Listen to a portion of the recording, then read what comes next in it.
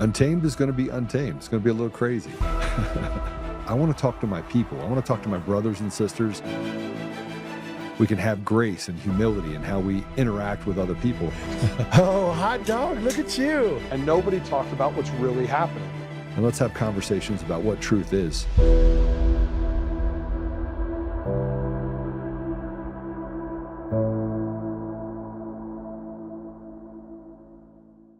Well, today we've got a lot going on. It's going to be complete chaos, much like what we're dealing with right now. You know, I tried really hard to sit on the sidelines and say everything's going to be okay. Pam Bondi's just dealing with, you know, bad hens in the hen house. But then the case against Comey fell apart, and then after the case against Comey fell apart, the case against Letitia James, which, by the way, was a slam dunk. There was no bigger slam dunk than Letitia James. Did she or did she not commit fraud? She did.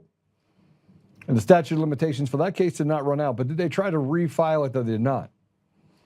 And they made it look like it was incompetence, but it wasn't incompetence at all. Today we're gonna go over a few things. Stolen elections have consequences. Stolen election has consequences. And there is a shocking loss that happened in Trump strongholds like Miami. But we're going to have the conversation. People are sick of it. They're sick of the Democrats. They're sick of the Republicans. All the leadership is shit. The judges are rotted to the core. And the DOJ is doing everything they can to stand in the way of progress. Democrats, at least you got to give it to them. They will push the limit. We're going to charge 1,800 people with a 1512 charge. We're going to hold them in the gulag. We're going to give them long prison sentences. And yeah, did the Supreme Court step in and say, no, you can't do that. That's an illegal charge. Yeah, they did.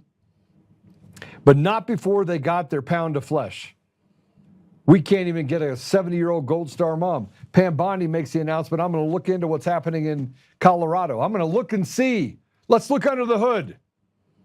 Let's see if when we look under the hood, if there's any sort of malfeasance and people being mistreated inside the jail system. Of course they're being mistreated. You got the cartels running the hen house. What did you think was going to happen? And now you want to act in this day that all of a sudden now you're concerned about elderly people and children. We're in a different world right now, completely different world. I want to unpack a bunch of things. And we also have this, we have Patrick Byrne's video and his revelations. If you haven't seen this, you're going to want to hit the share button and you're going to want to hear what I already put it out there. Where do I start? But we also have a guest that's going to be with us. So I just want you to know we have a guest who's awesome. He's been on here before with us. It's Dr. William Federer. He's a best-selling author of Socialism, History to Present, and Voice of America Minute. He's going to trace the tyranny all the way back to Plato. You know, I had some harsh questions for him last time. I have some more this time. But let's just dive into it. Get started. Here's a post that I put up on X. Stolen elections have consequences, even in Florida. So this is Republicans lose the Miami mayoral race for the first time in nearly 30 years at a 12-point Trump state house district in Georgia was flipped tonight. Meanwhile, Republicans are just brushing it all aside. No big deal, they say. They've got midterms in the bag, they say. Nothing to see here, nothing to tweak. Just keep sending them campaign cash, they said. They're irrevocably broken. The Republican Party is the Democrat Party, the radical left, wearing sheep's clothing. President Trump, in a hot minute, said that he can't get anything done because they're standing in the way. Here's a post I put up that I also put up on X this morning. I was kind of on a tear this morning. And this one had to do with Patrick Byrne. And we're going to play this video in a second. Let me tell you what I said. This is why Patrick once texted me, you were right about everything. So much more to come out, but pay attention to the last thing he said in this video. It's time to destroy these evildoers. Let's go ahead and play it. You just told us that you are CIA, sir. So how would you describe your role with the CIA, which you haven't revealed before? Well, again, I was telling the truth when I said they frequently was reminded that you have a really non-standard relationship. You have that. It became kind of my mother relationship. I had lots of relationships across the government, but eventually I went from there to by 2010, 2011, Obama, I became something called a tier 1 intelligence asset. And then in 2010, 2011, Obama elevated me to national intelligence asset. I was told I was going to be the ace in the hole for all kinds of, for the real tough situations from 2010, that was after working for Brennan for 4 or 5 years. And then I continued doing all that stuff through 2016.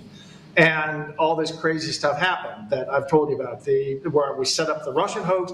That's why, I've talked around it because I was trying to hide that. But I've told these stories about how I got drawn into setting up the Russian hoax and the Hillary this and that. There was a little bit of fibbing there. I didn't want to explain the whole truth. I was doing that. I didn't just stumble into it. I was their go-to asset. I was the national intelligence asset. First, I got pulled under Brennan in 2006, and then 2011, I got moved into the White House. That's why I got mixed up in the Russian collusion and the Hillary stuff. And there's actually a docu-series that General Michael Flynn produced about your life story, and this will make more sense now that you've shared this information if you go back and watch that docu-series.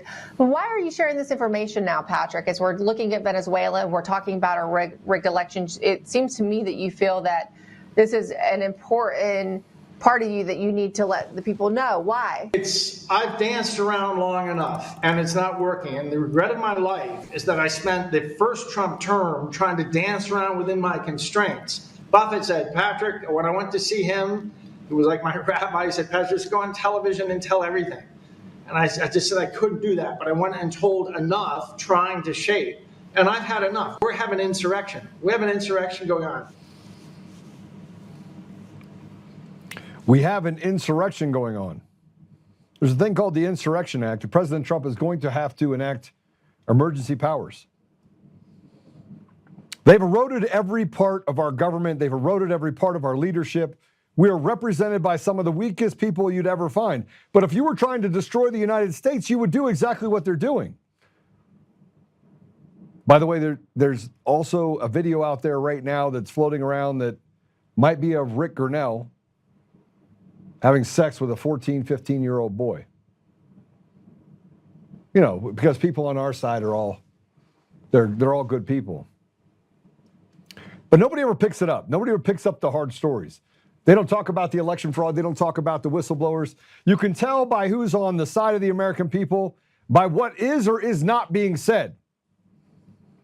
As I sit here and talk to you, I get more and more discouraged. I get discouraged by a lot of things. By the way, let's just do this really quick. Patrick Byrne was on InfoWars, and he had this to say. Let's play it.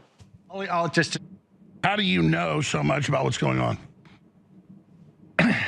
Well, you know how I've explained before many times that while I had this sort of academic relationship with the United States, which was the honor of my life with the United States government, it's nothing about intelligence. I've got a red line between me and the CIA, et cetera, et cetera. You've heard me explain all that, right? Right, Alex? Yes. Okay, I was lying. I am CIA. I was CIA. I did have that normal relationship, that weird relationship with the government, as I described, after 9/11. And so why are you bringing that out today? Because I am going after the deep state. I know all these stuff.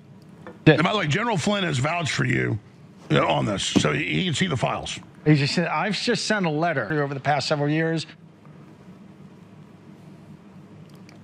Sorry, we should have trimmed the video. I apologize, but you get the point. And then Alex Jones, or excuse me, then, man, there's so much stuff that I want to tell you about this. It's crazy. And here's Patrick Burns talking about domestic extremist threat number one. Play it. My name is Patrick Byrne, domestic extremist threat number one, or not. We're starting to realize the feds were using Maria to smudge up the Republican Party, and they were using me to use Maria. And this truth is going to be so explosive. If you do this long enough, you begin to feel like an enemy of your own country. Civilization all begins with the rule of law. And once that gets corrupted,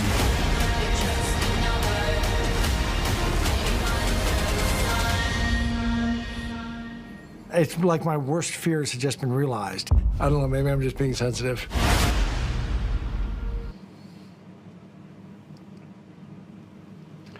That's the docuseries that just came out.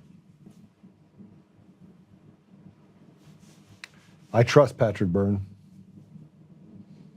I trust Patrick Byrne because over the last 5 years, the money that the CIA gave him, he gave it back. And he gave it back with a pound of flesh to come with it. He basically said, listen, I'm not going to sell out my country. And he saw it was a road too deep to walk down. And what he just said about you become an enemy of your own country. There's many people that would sell out their own grandmother, that smother them with a pillow, just because it would give them a bag of shekels. That's what our leadership has become. Voting machines, mail-in ballots. It's all happening. The fraud is right there in front of us. It's easy to see. It's impossible to ignore, and yet the media and these pieces of shit walk around telling us there's nothing to see here. They sit there and they call it misinformation, disinformation. You got guys like Kyle Clark that instead of talking about the truth and say that, hey, the MAGA podcaster once elected leaders in Colorado tried for treason and hung. Found guilty, he wants them to hang. No. It goes straight to political violence. But the people are not political.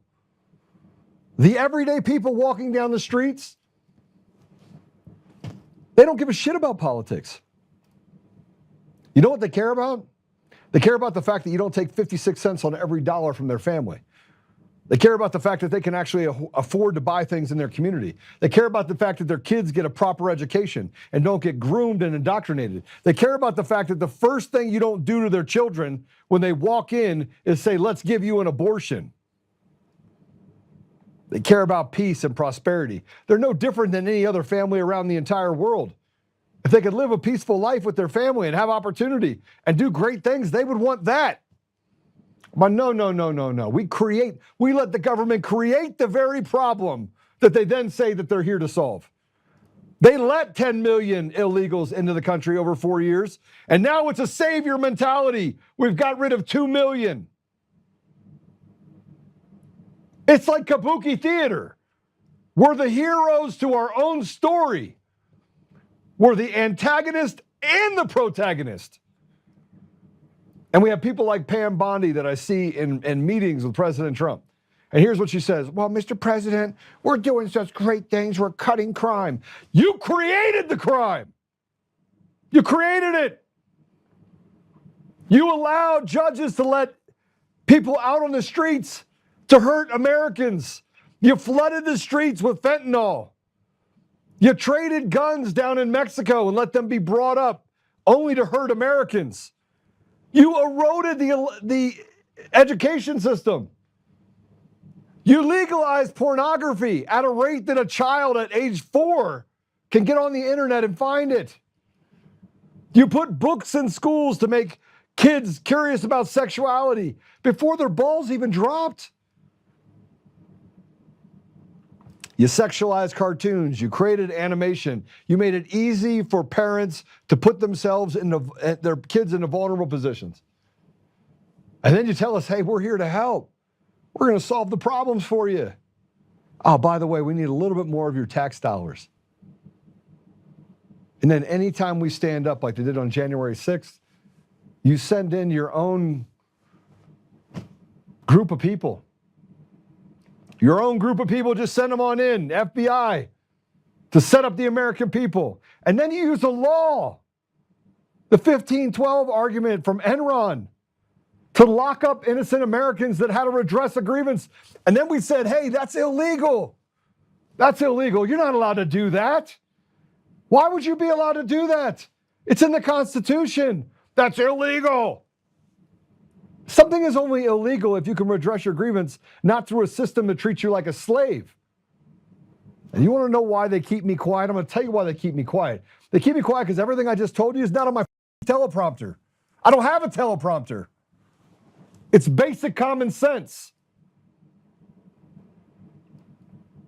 The fact that they used Patrick Byrne and that he saw the writing on the wall and tried to undo years of things that they used him as a puppet shows me a lot about his character. But Tina Peters, let's just be honest. Everyone's saying, free Tina Peters.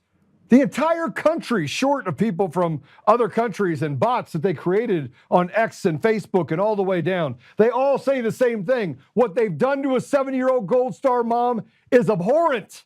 You let criminals and pedophiles out with probation, and you lock up the woman that got to the bottom of election fraud by making a copy of her own system that Dominion was going to wipe. We have how many whistleblowers? How many? From Serbia. We got the head of intelligence from Venezuela that says, oh, by the way, Smartmatic brought that shit into your country, handed it over to Sequoia. And who ran that? But have they arrested that person too? Is Eric Coomer in shackles? No. They reward these people with a $787 million verdict. Settlement. And then you had Newsmax, and you had OAN, and you had Sidney Powell, and you had all these people that settled with the Satanist Coomer. But we're not allowed to see those either. Because they're like, yeah, that's not relevant what we settled for. And then you had this little prick get on the stand, aided by a judge in the Mike Lindell trial that did it in limine and eliminated all the evidence about Eric Coomer that says you can't defame a guy that's, frankly, just a piece of shit. How do you do it? How is that guy, how do you defame a guy that literally is a Satanist that writes about raping his wife and peeing on her and making her bark like a dog? How do you defame that guy? Who calls for the killing of police officers, posts the Antifa manifesto, and how much he hates Donald Trump? And how do you, if you're the New York Times, justify running a puff piece about him and walking by all the evidence? And how, if you were the media, and Eric Coomer was arrested for what can only be described as a DUI and fleeing the scene and lying, which is a felony, but you didn't report on any of it. But you're super interested in reporting on anything, this guy got a speeding ticket. Oh my gosh, he was doing 75 and a 55. That was actually a story in Colorado. A guy was driving 75 and a 55 and they caught him on a drone. Maybe it was 85 or 95. But they eviscerated this young man over that, but can't report on things having to do with national security or the interest of the people. They pick and choose winners and losers. They pick and choose winners and losers with Tina Peters too. And they put her in jail. And then Pam Bondi, oh, you gotta love Pam Bondi. She comes out and let's just examine the jails in Colorado. You stupid shits knew that the jails, not just in Colorado, but around the country, aren't fit for rats. You were told with the J6ers that the jails weren't fit for rats. And you know what you did? Nothing, because you didn't give a rat's ass about any of them, unless it gave you some sort of political will with the people. And Vandersteel put this out. Tina Peters is the key. Peter Tickton said her evidence is essential. Venezuelan general's letter to Trump. Carvajal says Smartmatic was used to alter elections. Alcala says parallel systems were used to change vote totals. Tina Peters' images are the American copy of this pattern. This is why 2 American F-18s just buzzed Venezuelan airspace within the last hour.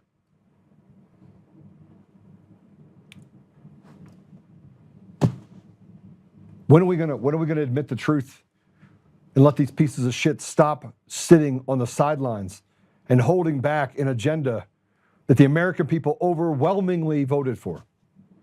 Overwhelmingly. They couldn't cheat in the 2024 election. And look, it's not just, it has nothing to do with the fact that it just has to do with the election of President Trump. We just lost a 30-year seat. They lost in January of 2025, this January, in a special election, a seat in an area of Pennsylvania that hasn't since the 1970s been Democrat. And you want to tell me that the system is not systematically now just stealing elections with impunity? We know it is. We know it is. And you don't do jack shit about it other than let the media tell you that, oh, just so you know, it's now owned by a Republican. It's Liberty. It's Liberty votes now. While the guy writes an email that says it's business as usual, different name, same system. He wrote that. Liberty votes. Here's a post that I put up. It says, at some point, we just have to say enough is enough. We are there, paper tigers running the clock, time to stop pretending it's 4D chess. It's not. It's purposeful destruction. And that's underneath something else that I said. Look, if you don't like the fact that I'm telling Pam Bondi to f off, let me just tell you something. My patience for you being offended by that, but not offended by the fact that a 7-year Gold Star mom is rotting in jail. We can drop bombs on different countries. We can do peace deals all over the Middle East. And we can't get a 70-year-old Gold Star mom out of jail? Pam Bondi, Todd Blanche, and don't tell me it's President Trump doing it. It's your obstructionists that are doing it. You all are doing it. The Benny Johnsons and everyone else out in the world saying, free Tina Peters. Free Tina, let's look into the jails in Colorado. Well, that does a lot of good. Just run the clock for another 3 years. And President Trump knows now you're running the clock. He knows now. He knows that you're entrenched, and every decision he makes, you guys get on your secret phones, you make phone calls, and you're like, hey, listen, I need you to slow this down for me, create a little chaos. Here, but just put an attorney on it that can get kicked off by a judge because they weren't properly appointed. Do that. Yes, because then we can run the clock and Comey can get off. That's what happened. And that is what continues to happen. Put my post back up if you would.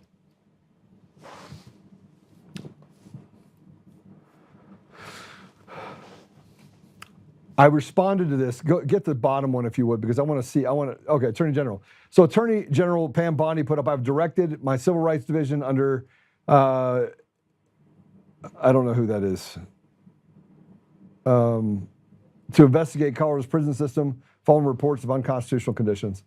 We'll be we will share findings as they become available and ensure that the civil rights of prisoners are protected. So here's what I wrote. Is this a joke? Stop stonewalling the president and get some progress made. It's increasingly obvious you are not interested in arresting the election crime syndicate and freeing Tina Peters. For sake, the entire judicial system in Colorado is compromised and constitutionally rotted to the core. They can see it. They can see it bare-eyed from Mars. But let me know how Fox News is tomorrow. We not want you to break a nail defending the people. That's what we're up against right now. That's what we're up against right now. And you could sit here and tell me that's not what we're up against, but go ahead, tell me it's not what we're up against. Tell me that's not what's happened 11 months later when President Trump literally said, I can't get anything done, you just run the clock. You can't even get the Senate leader and the House leader to convene to recess so that President Trump can do a recess appointment. You won't even do that. That's the left at work. And let's not even get started over the fact of what they've done to Charlie Kirk. And now we're not supposed to know. And in the absence of not telling us anything, almost like you're going back to the shooting in Las Vegas at the MGM. You remember that? We still don't know anything about it. But no, trust us because we're the FBI. Trust us because we're the DOJ. We're here to protect your interests. Oh yeah, we're reducing crime. You're reducing crime that you created over and over and over again. You loosen the belt around people's neck. You let the vicious dogs out on the street. And then you say, I'm coming in here. I'm going to solve the problem for you. You haven't solved a thing. And President Trump, I don't know what you do at this point. Because the second that you start firing people, you got to then run the clock back through the Congress that are going to slow you down on the appointments to replace them. Can't win. Checkmate. They played chess. We played checkers. We have them dead to rights. But you got a DOJ that literally will not trip over themselves to do the right thing by the American people. You know what? I don't want to hear Pam Bondi's in a bad spot. No, she's not. She's at the place getting her nails done and then hanging out on Fox News. That's what Pam Bondi is doing. Todd Blanche, oh, you know what? He's just a country club guy. He doesn't care if you're Republican or Democrat. He serves himself. And I'm done hearing that somewhere along the line, we're going to have judges step in and do the right thing. They haven't. They have someone's back that they need to scrub, and it will not be the American people. So, you know, I'm pissed. I'm pissed off that Tina Peters is still in jail, and I'm pissed off that we keep being glad-handed and they just dangle a little bit more. Here, let's just dangle this out there and see if we can just calm them down for another 30 days. Let's run the clock so we can get into 2026 so there's nothing we can do about the mail-in ballots, and there's nothing we can do about the machines. You already have a state of Colorado and other blue states that are saying, we're not going to give you any access to any of the voter information, which, by the way, is used for federal elections. You didn't do anything about that. You didn't arrest her, and you should. But we haven't done that either. Man, I'm fired up. I'm fired up and I'm pissed off. And I'm not pissed off for me, I'm pissed off for you. I'm pissed off for you because you'll have people say over and over again, hey, we're just fed up. The GOP is about as anemic as it comes. Do we even know who runs the GOP? Do you know who runs the GOP? Have you even heard from them? No. But hold on, I got something for you. Check your phone. You're going to get another text message or go to your email. You're going to get another email where the GOP blows up your ass a bunch of hopium and tells you, hey, they got it all figured out. You know what they're doing is wrong when the average person sitting on the sidelines knows that you could solve a lot of these problems very quickly. You could literally eliminate the problems we have with ineffective leadership by reinstituting the Smith-Muntz Act, getting rid of this modernization part, and by allowing the people to have a seat at the table when they have their elections. Make them transparent. But you can't do that. Now you have to lock up a 70-year-old Gold Star mom, and you have to do everything you can to drive towards the end goal, which is the ultimate destruction of the United States. They have not pulled off the gas one bit. And what's worse is that the people on our side are actually the ones doing all the damage. I'm going to bring our guest in, and Dr. Federer I've had him on before. I told him I'd have him on again. I wanted to read his book, which is next on my list. I just got done reading Fred Galvin's book that talks about a few bad men.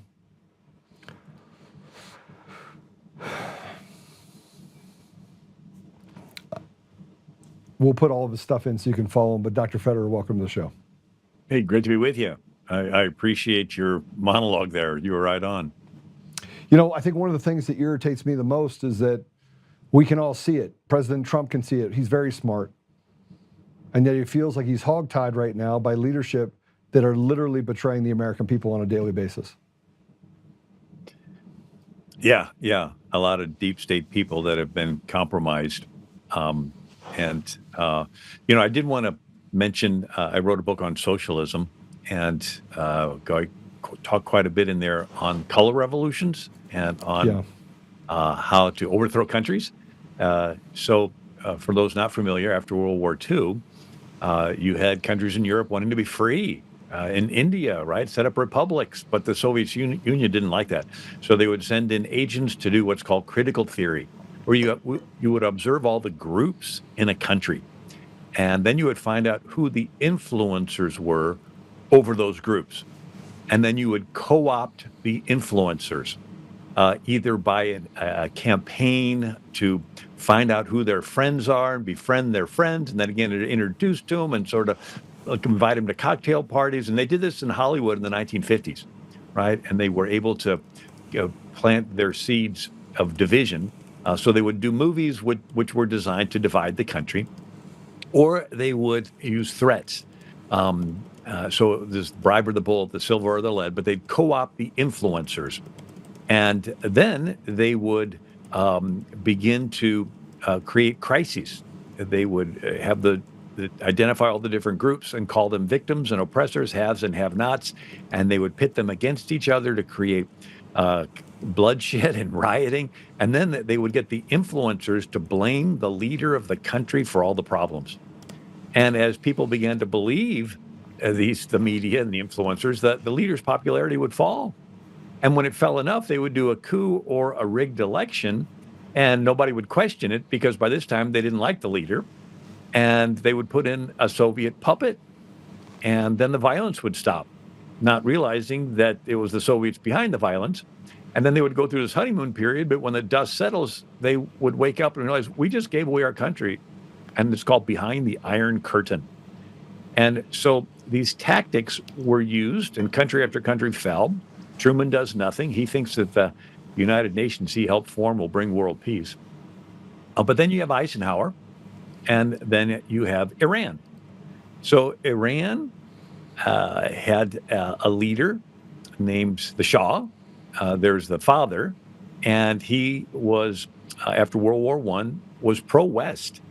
And he would let women dress in fashions, and he would let them have freedom and get education. And then when World War II started, the Shah did not kick out Germans. And so Britain and Russia were allies back then. They staged a coup and overthrew the Shah and put in a guy named Mossadegh. And so Mossadegh is now in for the rest of World War II and then afterwards. But he begins to side with the Soviet Union. And now the Cold War is going on. And Mossadegh nationalizes the oil industry in Iran, which means he takes it over. The problem was that in 1908 was formed the Anglo-Iranian Oil Company. You know it better as BP. British Petroleum is the Anglo-Iranian Oil Company. And so now that Mossadegh took over all of the Anglo-Iranian BP assets, Britain is having an oil shortage, so they appeal to Eisenhower. And Eisenhower approves of Operation Ajax. And he sends in Allen Dulles is the head of the CIA. He sends in Kermit Roosevelt Jr., the grandson of Teddy Roosevelt. And he is an expert in foreign languages. He goes to Tehran, and he does the KGB thing in reverse. He observes all the groups in the country. And he co-opts gangsters and mafia and all these organized crime people. And he organizes fighting between the haves and the have-nots and co-opts the media to blame Mossadegh for all the problems. And as his popularity falls, they put him under house arrest and lock him away for the rest of his life where he dies. And they replaced him with the Shah's son. And the Shah's son loved America and until Jimmy Carter pulled the rug out from under him. But these tactics during the Cold War were used for decades and perfected. And Obama turned them all inward on America. And so you mentioned the Smith-Mundt Act, and Obama signed the Smith-Mundt Modernization Act, which allowed the government to prepare media to brainwash the public and push their narrative. And then Obama signed a executive order using behavioral science insights for the benefit of the American people. And it's like behavioral science insights, it's studying psychology of how people make decisions and manipulating them. And then Obama signed the Countering Foreign Propaganda and Disinformation Act, which gave him the authority to decide what's disinformation and cancel it in the same way that he had Lois Lerner turn the IRS to target conservatives. He began to have people in the federal government target conservatives for political purposes. And by the way, this is what every dictator does. They get in office and then they weaponize the country against their opponents. It's Latin, South America, Venezuela, right? They arrest all the media people, then they arrest the pastors because they don't want them talking about it, and then they end up setting up a dictatorship. But Obama, we could talk about Eastern Europe, what they did in Africa. We can look at the interference that they did in changing the substructure of countries like Kenya just in the last decade, right? So I mean, they've done huge amounts of damage all over the world and used the same playbook. And frankly, Doc, they're using it here against our own people. Yeah, and I have thought, okay, Charlie Kirk dies. and you have a tremendous amount of enthusiasm that's focused on what? Getting people back to church, getting married, having kids, and saving the country. And if Charlie were alive, he would be laser focused on the midterms. He thought politics. I mean, he was a strong Christian, but he thought politics. I had a chance to visit with Brooke Collins, the U.S. Secretary of Agriculture, and she said Charlie was in my office, and he would be telling me who's the right person for this position and that position, and it's like he was amazing. What other person in their 20s would have that kind of access? And she says a lot of people are in positions because Charlie has recommended it. And so if Charlie were alive, he'd be laser focused on midterms. Well, what happened? All that energy has been sidetracked. And it's like, how did that happen?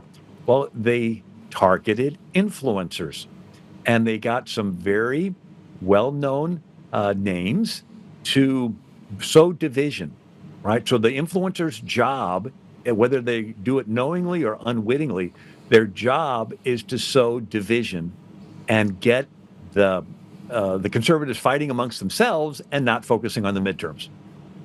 And so we basically in 2 months went from this unbelievable enthusiasm of young people wanting to save the country to this infighting, this name calling, this chasing down.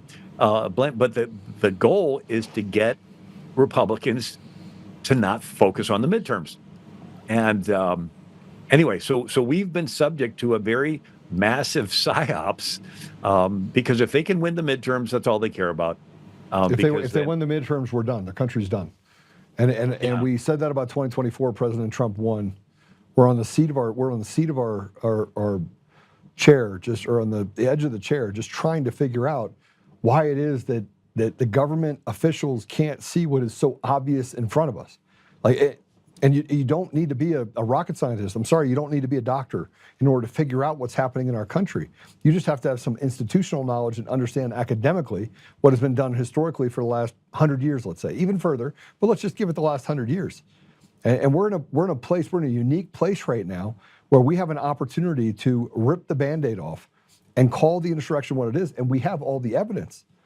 But Doc, we're not doing it. I mean, it's paralysis analysis. And it looks like and it smells like somebody running the clock. That's what it looks like. Yeah. People with bad motives are attracted to power. And it's sort of like, if you can imagine like a clear plastic pipe with water inside, and whatever side is in power, they'll rush that way. And then if the other side's in power, they'll rush that way. So their allegiance is to kissing up to those with power. Here, I'm in Florida. Just yesterday, Miami elected a Democrat mayor for the first time in decades. Only 36,000 people turned out to vote. Yeah, but it's not true. It's not true. It's absolutely not true that only 36,000 people showed up to vote. It's not true. I'm telling you right now, we just ran an entire mathematical equation on whether or not the math of it, or whether or not 36,000 people showed up. It's not true. Doc, I'm telling you right now, only 36,000 people did not just show up. And that's the great thing about having electronic voting machines, is that you can make things disappear, you can make votes disappear, you can shrink the vote turnout, you can use, what can be used for mail-in ballots to add to can also be used to take away. Yeah, you're right. But the point I was making is that there's low enthusiasm on the Republican side. But yeah, the computer voting, I spent several years with Phyllis Schlafly, like we're talking decades ago, and I collecting voter fraud stories from all of our Eagle Forum members from all across the country.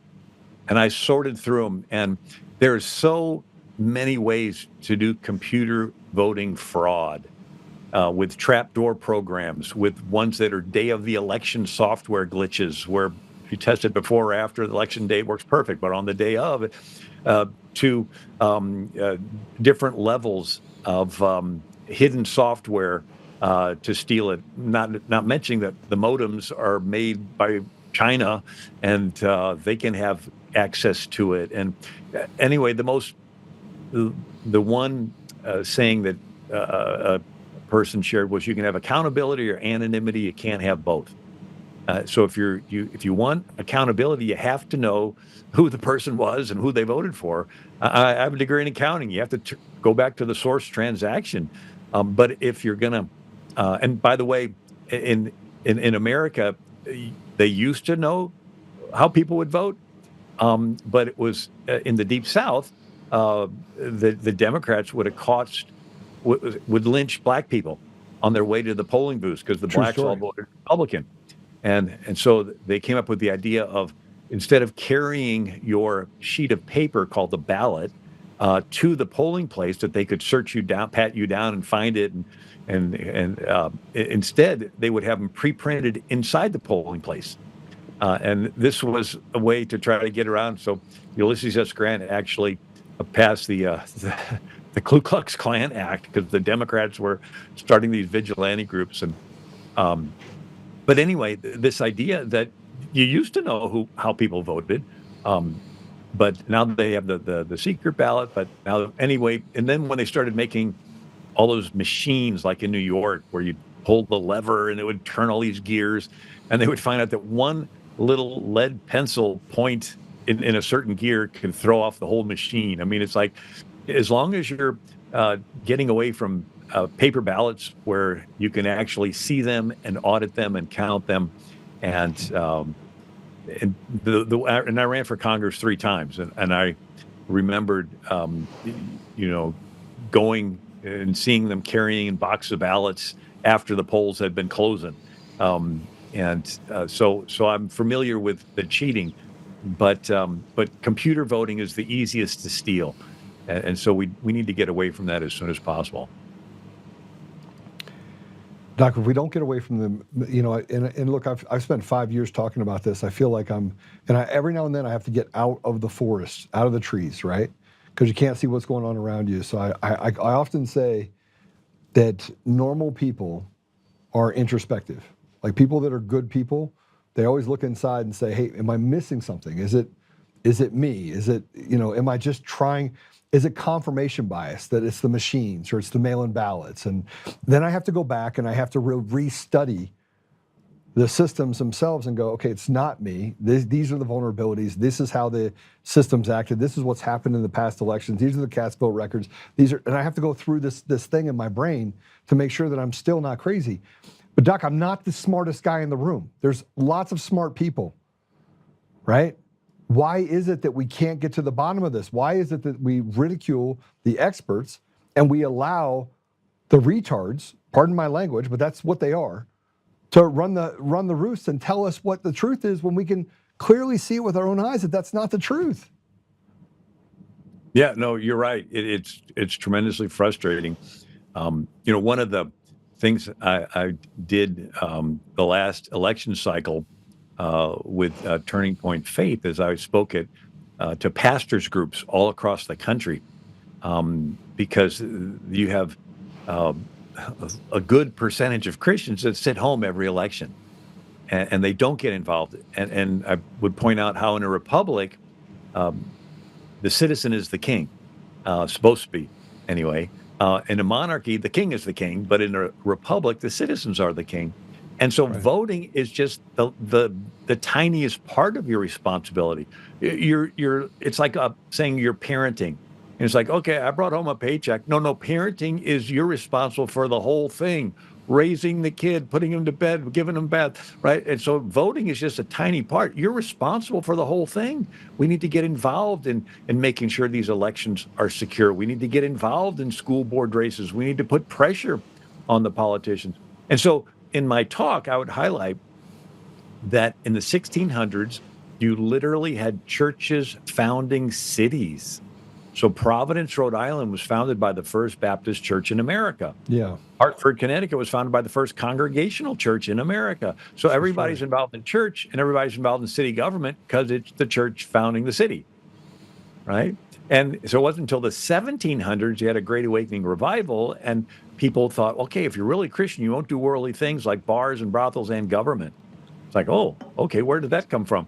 And so that you got this idea that we're holier than you are because we're not involved in government. And the irony is if all the spiritual people withdraw themselves from government, who's left to be involved but the less spiritual? It's like, duh. What are they going to do? Less spiritual stuff. They're going to be ambitious. They're going to be power hungry, and they're going to want to oppress others. And And so it's a self-fulfilling prophecy. Don't get involved in government because it's worldly. Well, why is it worldly? Because we're not involved in government, right? All the good people have withdrawn themselves. Well, who's left to be involved? Well, I think you're onto something. I think what you're saying is important because what you're talking about is societal. You're talking about the responsibility that we have as men and as faith-driven individuals, right? But we have the church that's been captured on one side. And by the way, I have studied what Turning Point Faith is doing, and it's fantastic. It's fantastic. And it's not at the forefront, by the way, and I think it should be, because I think that the men, fathers especially, have to have an avenue by which they can create a brotherhood, and I think that Turning Point Faith has that capability, frankly. But the communities have seen everything as politics, not as virtue, not as... We've stripped out virtue, we've stripped out ethics, we've stripped out all that, and we've reversed it and said that politics is the antithesis of virtue. And so you have to stay out of politics in order to be a good person, and the bad people are driven to it because the good people will say, I got to stay away from it.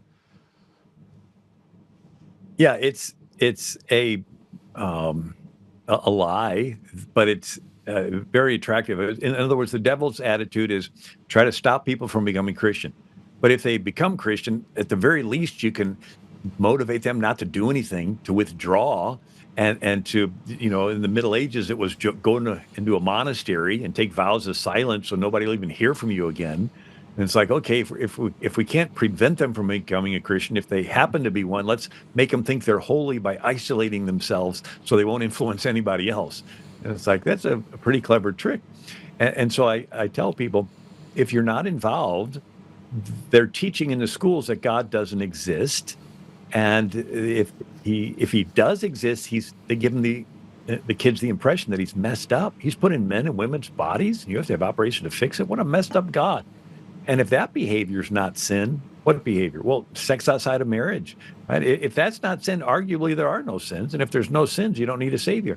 So they're undermining the entire gospel.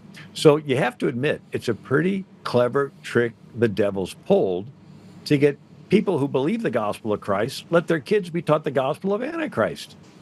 Like, who would have thought the devil could have pulled that one off? Oh, we're real spiritual. We're just going to not be involved. We're going to let ungodly government teach our kids that God doesn't exist, that he's messed up, there's no sin, there's no need for a savior. Man, there's so much I want to say to that, and that we've allowed for, an erosion of basic morality. And at the same time, we've invited for schools to have these like Satanist clubs.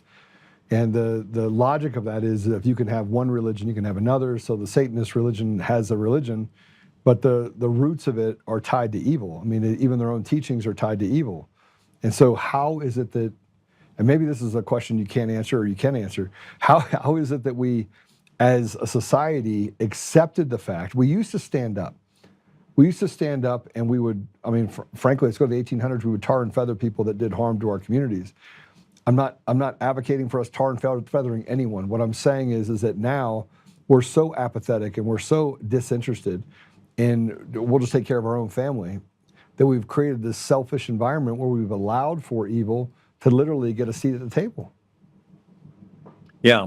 It is one of these things where you get frustrated that people don't see it. There's a guy named J.D. Unwin, wrote a book in 1934 called Sex and Culture, and he. I've read that book. That's weird that you bring that up. Like, okay, keep going. And sorry. So basically, civilizations have life cycles. You have a little seedling, and then it's a plant, and it grows, and it bears fruit, and then it ends up getting old and rotten, and it dies. And so a civilization, J.D. Unwin, goes through 4 stages. One is a period of pain and poverty, right? So the war, famine. In Israel's case, they were slaves for hundreds of years, and then they make it through that, and they work hard, and they get productive, and then they work together, and they get patriotic. And then they end up achieving prosperity. And then they want to enjoy the prosperity, and they get promiscuous and lazy and indulgent and sexually immoral, and they get weakened, and then they get conquered by the next rising civilization. And so J.D. Unwin even called it a sexual marketplace. He said, if women as a group say nothing happens unless there's a commitment, well, the guys make the commitment and then go out and work hard to provide for their wife. And then the next things that happen is little kids appear. And the guy gets protective of his wife and family. And when all the men of the country get productive and protective, rising water floats all boats. The country is productive, protective, creative, expansionistic, even militaristic, right? They're strong. But when the women as a group say there does not need to be a commitment, well, you're going to have a bunch of guys getting pleasure focused and selfish and lazy and irresponsible and indulgent. And there's fewer kids born, and the ones that are born don't have a dad around, and they become undisciplined. And there's fewer kids born to fill the ranks of the military. And when enough of the men act this way, the country gets weakened, and again, they get conquered by the next rising civilization. And so J.D. Unwin said it's irreversible. Once a country gets into sexual promiscuity, the flesh wants the pleasure. And once you've taken off the restraints, it's really hard to bring the restraints back. It's like a dam that breaks. It's really hard to put the dam back and put the water behind there again. So we're facing an uphill challenge.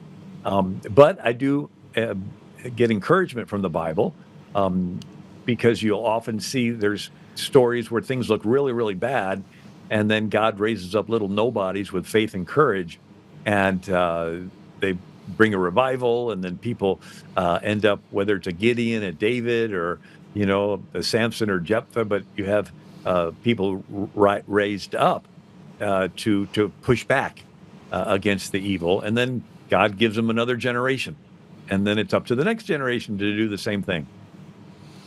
What's interesting about that book, by the way, is that you cannot find it published anywhere. You cannot buy it anywhere. I did put it inside the comments for you guys. You can read it. I put the PDF version. I actually had the PDF version on my computer. I had just read this book when you brought it up. And I think you actually mentioned it in your book. Didn't you mention it in your book? Yeah, in book on socialism, I mentioned J.D. Unwin. Yeah. So, and I'm not all the way through it, by the way. I am reading it, but and everyone else should read it because it's a fascinating book, and it actually talks. I read everything. Like, I can't stop reading, and so every day when I have extra time at night, especially when my mind keeps working, I just keep reading. But that was a book that I read, and I had no hope by the time I was done reading it. Just so you know. Yeah. I mean, even John Adams wrote to Thomas Jefferson, like in 1817. He said, "Have you ever seen a single instance in history where a nation given over to sinfulness has ever returned to virtue? Can you explain to me, have you ever seen ones that have given over to effeminacy that have ever returned to morality?" And then he says that no effort in favor of virtue is lost. But he mentions effeminacy. And so he said luxury produces effeminacy, that when you have this prosperity, and then you want to enjoy it, and there's no limit to the human lust, right? You'll eat chocolate all day long if you don't have discipline, but you'll also have sexual immorality, and so we're in this place where we need to have a revival and a reformation. And again, outside the Bible, it's discouraging, but when you look at it, it's like, okay, the Lord always seems to wait until things look hopeless, and then he raises up, a little Gideon against 100,000 Midianites. Gideon's 300. Gideon 300, yeah. The judges. So let me ask you a question. If we look at you have another book that I got a chance to read, which is about, I think it's America's God. Was it America's God and Country? Yeah. And it talks about the foundations of the United States being firm in their Judeo-Christian roots. I'm not so sure I believe in the Judeo-Christian roots. I think it's Christian roots, but I can be convinced. But even with that, you have this secularism that's been now justified, all these actions towards how we treat people, and you can see this erosion of just justice. You call it justice that we have inside of our country. So how do we get back? How do we get back to what do you think that the footprint or the map looks like to get back to that? Is there something like here are the 5 things that we could do as a community. Here are the disciplines that we can create? Well, first, we need to discover what it is we lost. In other words, if you're looking around for something that's lost, and it's like, what are you looking for? Well, I don't know. I'm just sort of looking around for. No, you have to know what you lost. And so, in my different books, I go through all the world's history, from the beginning of the invention of writing, Sumerian cuneiform on clay tablets in the Mesopotamian Valley, created around 3300 BC. That's when writing was invented. You can even Google on your phone, when was writing created, and it'll pull up 32 to 3400 BC. And so from the beginning of the invention of writing till now, the most common form of government is what? It's gangs, and a gang leader with enough weapons we call a king, or a pharaoh, or a Caesar, Kaiser, Sultan, Czar. Power wants to concentrate in the hands of one person. It's a hierarchical system. If you're friends with the king, you're more equal. If you're not friends with the king, you're less equal. If you're an enemy of the king, you're dead. It's called treason, or you're a slave. And as the centuries go on, with the latest military advancements, the kings can conquer larger areas. And with technological advancements, the kings can track more people. So Augustus Caesar wanted a worldwide tracking system called the census, a tax enrollment. He wanted to count everybody under his control. If he could have had access to 5G and cell phones and facial recognition software, I bet he'd been tempted to use that. He loved it.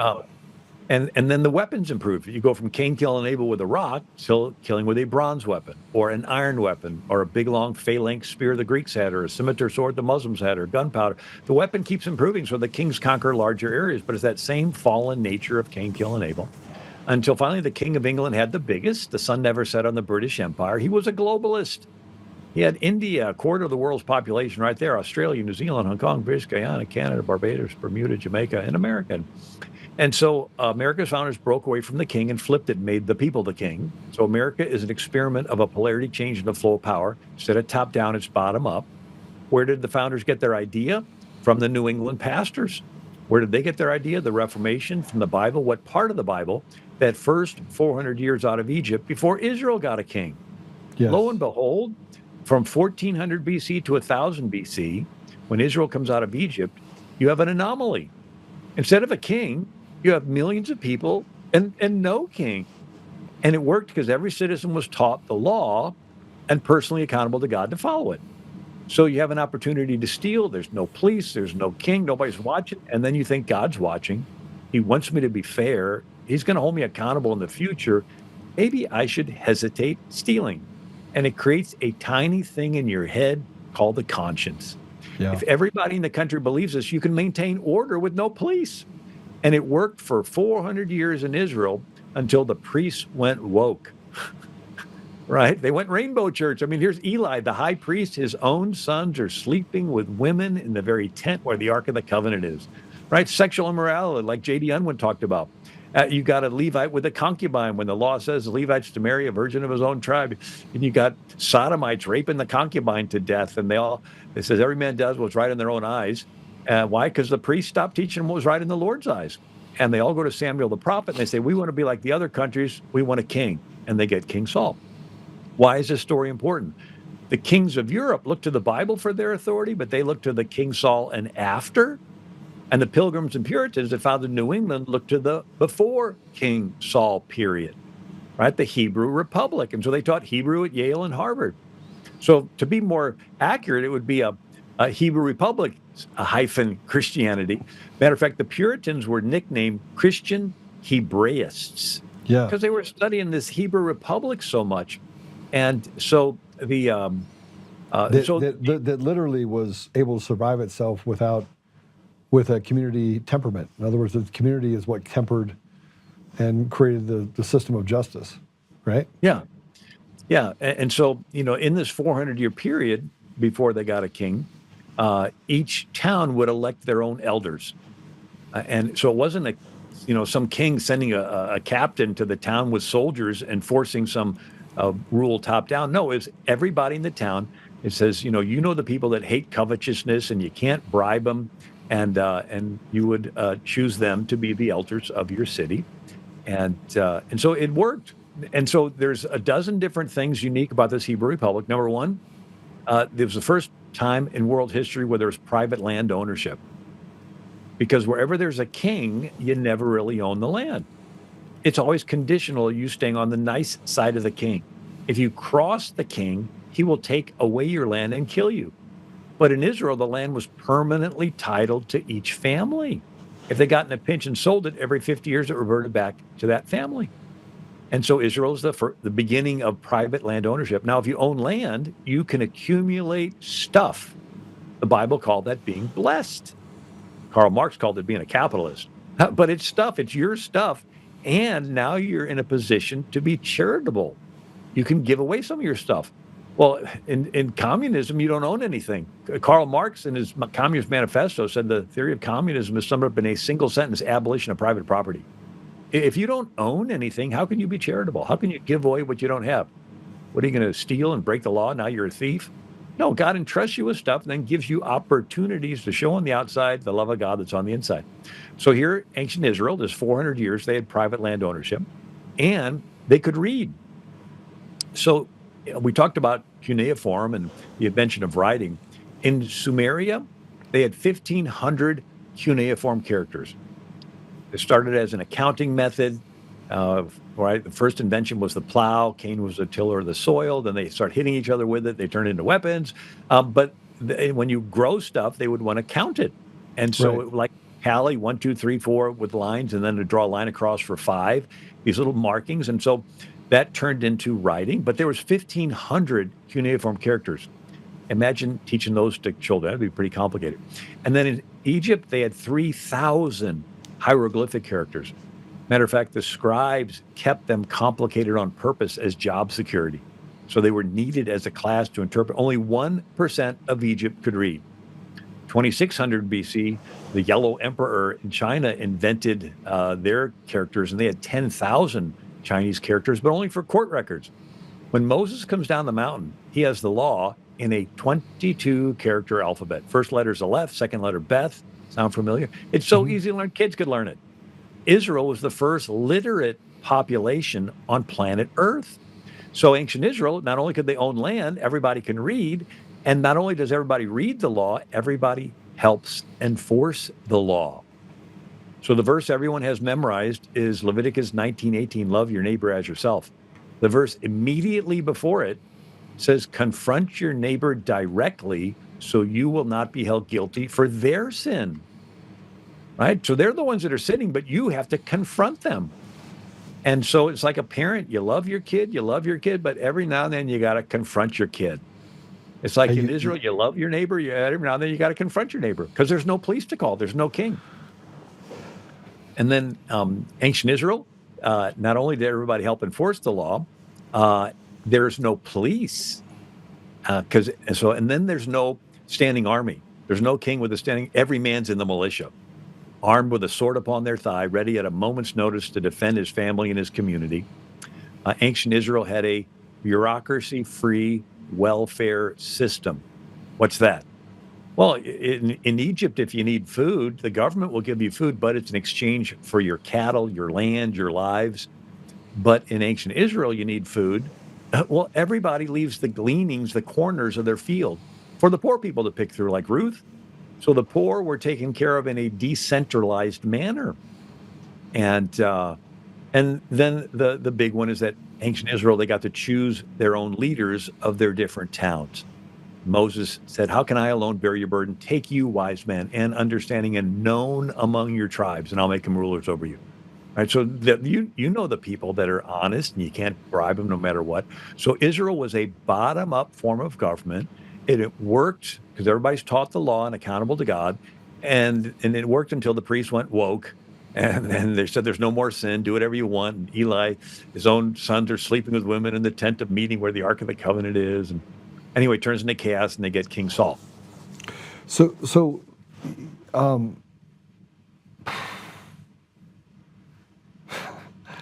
I had a question related to how do we solve it? How do we get back there? But I do want to say this. This gives me hope. When I was younger, when I was in my 20s, I was not a very virtuous person at all. I was the opposite of that.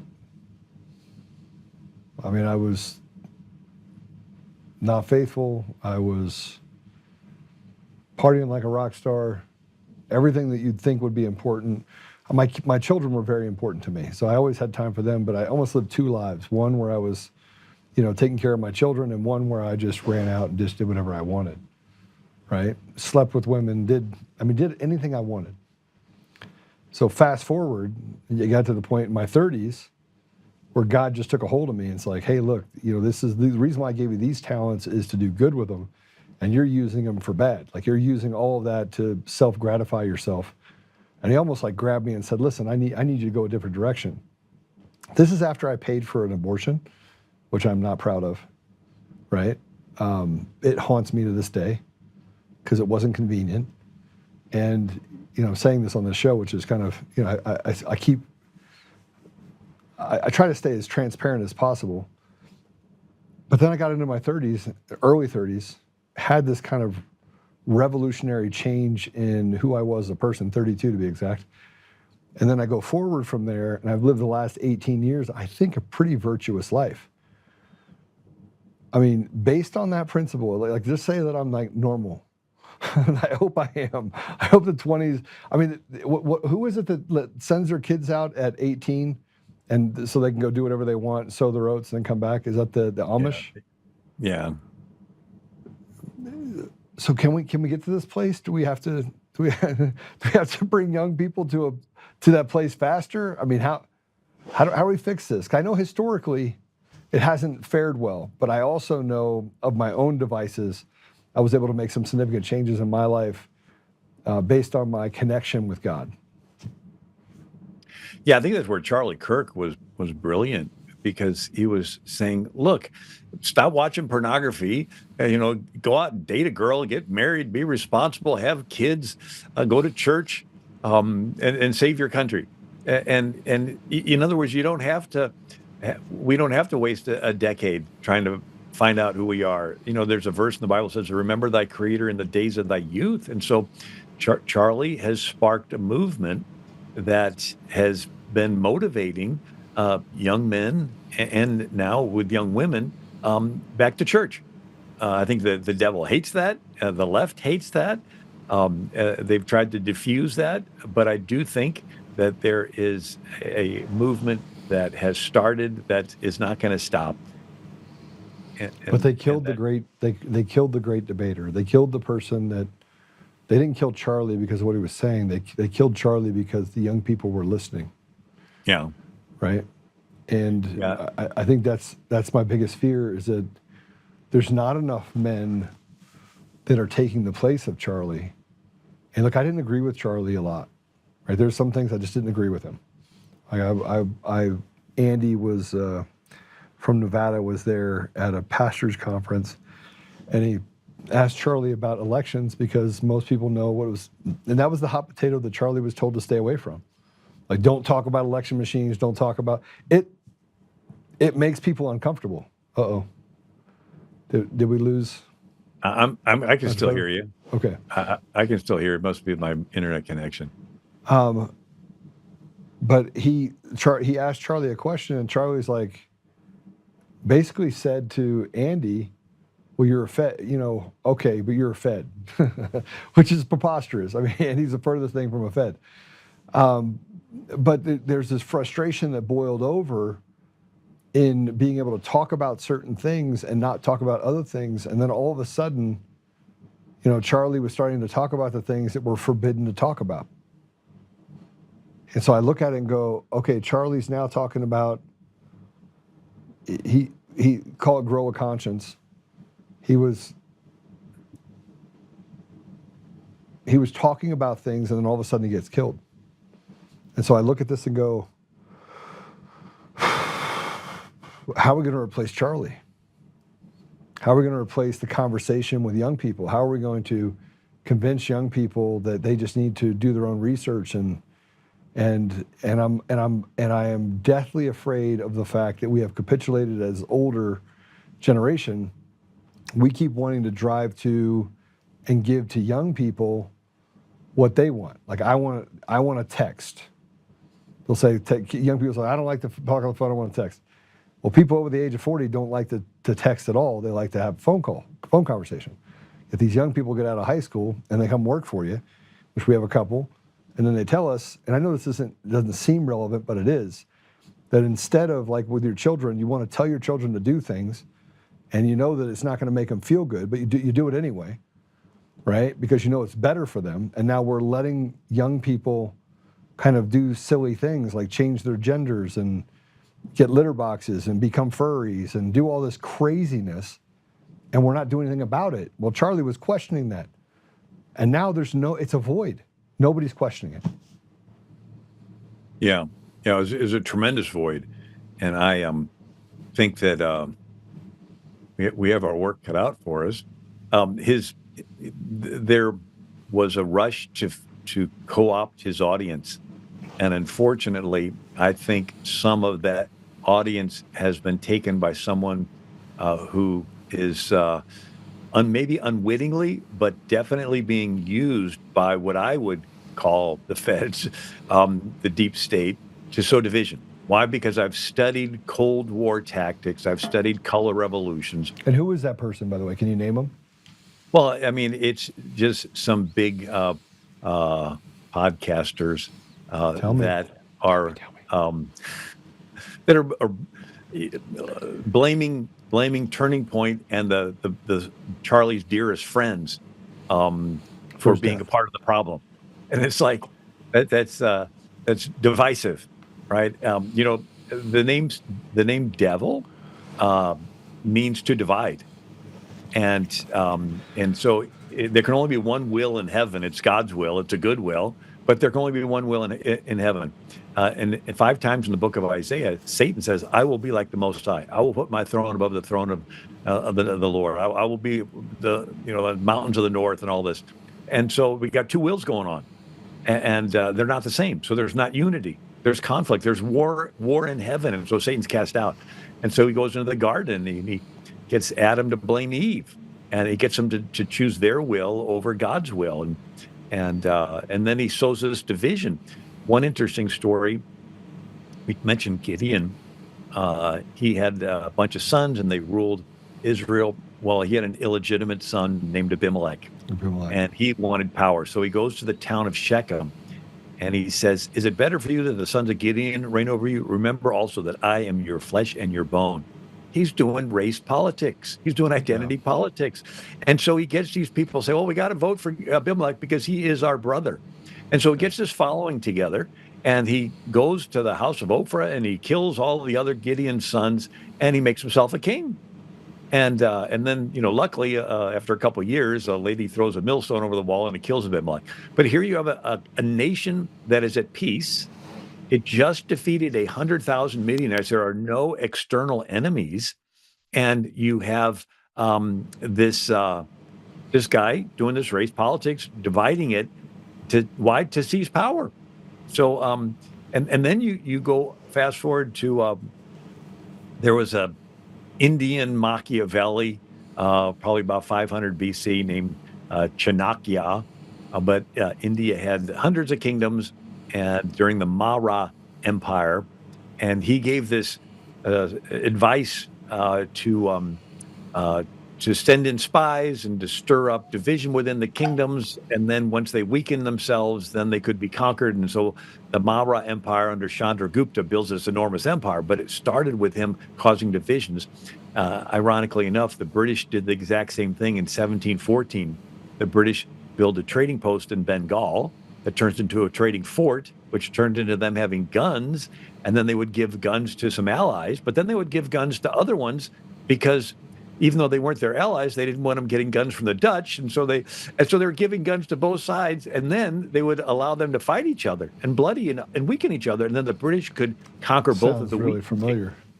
And so then the British did the same thing in America during the Revolution. The General Johnny Burgoyne in Canada comes down and he meets with the Mohawk Indians and he promises them money for scalps. So here the Indians and the Americans had reached an equilibrium. They were getting along, but the British stir up the Indians and it got so bad, these scalpings, that it's listed as one of the 27 reasons in the Declaration of why we were rebelling. The king has excited domestic insurrection among us and has got the merciless savages of the frontiers to butcher the inhabitants of our settlements. But it's this exciting domestic insurrection among us. And then we look at Machiavelli. So 500 years ago, Italy was a bunch of city-states. Venice, Genoa, Naples, Florence, Siena, and they had armies and fought. And Machiavelli thought if one prince could control all of Italy, it would stop the infighting. So he writes a book called The Prince, where he advocates the ends justifies the means. The end of one prince controlling all of Italy is such a good end, because it'll stop the infighting, that any means necessary to get there is justified. So if a prince conquers a city, the people would hate him.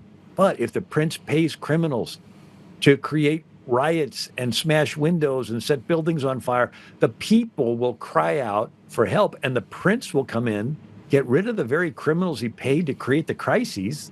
Nobody would know the better for it, and everyone would praise the prince as a hero. So it's called Machiavellianism, where you create or capitalize on a crisis to consolidate control. Then you fast forward to the early 1800s, and you have Germany is a bunch of kingdoms. Bavaria, Saxony, Prussia, and they have armies and fight. And Napoleon had conquered them. And so the king of Prussia is Frederick, and he gets his professor at the University of Berlin named Hegel. And Hegel says, okay, we need to strengthen the state so we can't be conquered again like by a Napoleon. And so he takes all of what I just explained and put it into a nice, neat triangle called dialectics. So it's one corner of the triangle is the thesis, the opposite corner is the antithesis or antithesis, and the top corner is a synthesis. It sounds complicated, but it's not.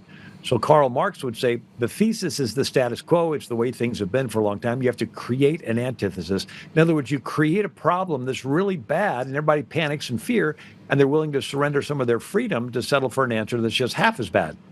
Then that becomes which is what we're going through right now. Yeah. And then that becomes the new starting point thesis. You create another problem that's real bad, and everybody gives up some more of their freedom to settle for an answer that's half as bad. And that becomes the new starting point. You create another problem that's real bad. And Mao Zedong called it a continuous revolution. And so you see these tactics that, again, we, with our CIA, have used them overseas to keep countries from falling into the Soviet orbit. But Obama turned all these tactics inward for political reasons on the American population. You know, the more I talk to you, the more I look at the history and I look at how we can educate people very simply. And I think that's really the key is how do we educate people on the left and the right? And I want to use the diabolical opposition to how people seem to stand on both sides. Frankly, I think a vast majority of people stand right in the middle and aren't paying attention to what the left and the right are doing, but they're the unintended victims that get the crossfire, right? They're the ones that have to choose. Am I standing over here or am I standing over here, right? It's a very uncomfortable place to be for most people because, again, life, liberty, pursuit of happiness. If you want to know what most people want, they literally want to be able to take care of their families. They want to be able to have them thrive, have opportunity. They really don't have any interest in this political banter that happens on an ongoing basis, and they don't trust either side of it. They don't trust what anyone's saying, right? So yeah, go ahead. Well, it's just like, how do you destroy a marriage? Sow division.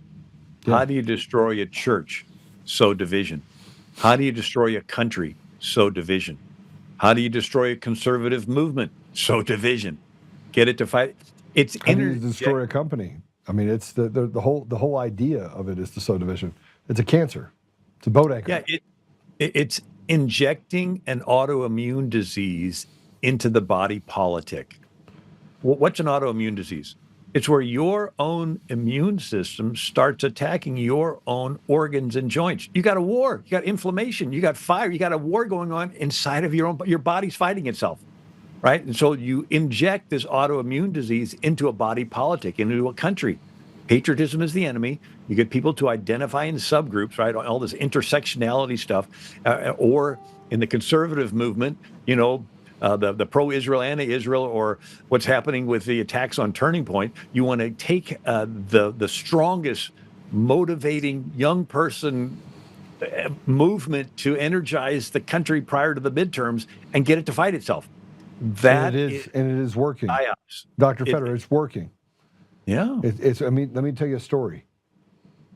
I have a friend of mine. He's very, very, very, very wealthy. And he just got back. He went to a Turning Point USA event that just happened at the Mar-a-Lago, right? And he made a donation for $100,000. He took it. He has a nonprofit that he donates money out of. And when Charlie died, he gave him $100,000. A week ago, he called me. 2 weeks ago, he called me. And he said, Joe, I gave him $100,000. I kind of want my money back. I keep hearing all the things that are happening about Turning Point, and I don't want to support it. And I thought about it, and I go, well, then just ask him for your money back. And he goes, and I thought about it later, and I went back, and I was like, listen, you have got to lay all, what you said, you have to lay all this stuff to the side. Now, I was just trying to placate him with like, whatever, do what you want to do, support it or not support it. But because of the infighting that's happening inside of Turning Point, Charlie, they had to knock off the general, and they did. Then they had to create a story and a foundational story, which is what you're talking about, Candace Owens. And I know Tucker Carlson just came out today and talked a little bit about what Candace Owens has been saying, and that there are people inside of his own circle that betrayed him. I actually don't even care that that's true or not. What I care about is that the engine of what Charlie represented is now being gutted. Yeah, it's that you attack the victim. So in Islam, for example, they rape a woman, and then they say that it's the woman's fault because she allowed herself to be used as a tool of Satan to tempt the man. So what do? They whip the woman 100 times. And so this idea is you attack, October 7th, Israel is attacked. And when you have this big emotional event, it's like liquid cement. It can be steered. And so they want to quickly co-opt the story to blame Israel for Israel being attacked. But that's the way Islam is. Islam attacks. Muhammad was in Mecca, and he becomes confrontational, and he's disturbing the peace. And so they chase him out of town. And so Muhammad claims that he was the victim, and he robs the caravans headed back to Mecca. And he says, well, you were intolerant of me, and therefore I'm justified in attacking you. But it's this idea, it's called projection. And little kids do it automatically. I didn't start the fight, you did. Or a cheating spouse will accuse the faithful spouse of being unfaithful. In the Bible, Potiphar's wife accused Joseph of lusting after her when she was lusting after him. And it's in a 1960 military manual that they say that, the Soviets would accuse other countries of doing what they're doing. And so you do an assault against somebody, and then you blame the somebody for the assault that was done against them. So they did an attack on Turning Point, and now they're wanting to blame Turning Point for the very attack that was upon a Turning Point. It's a classic psychological classic color revolution tactic. But it's working.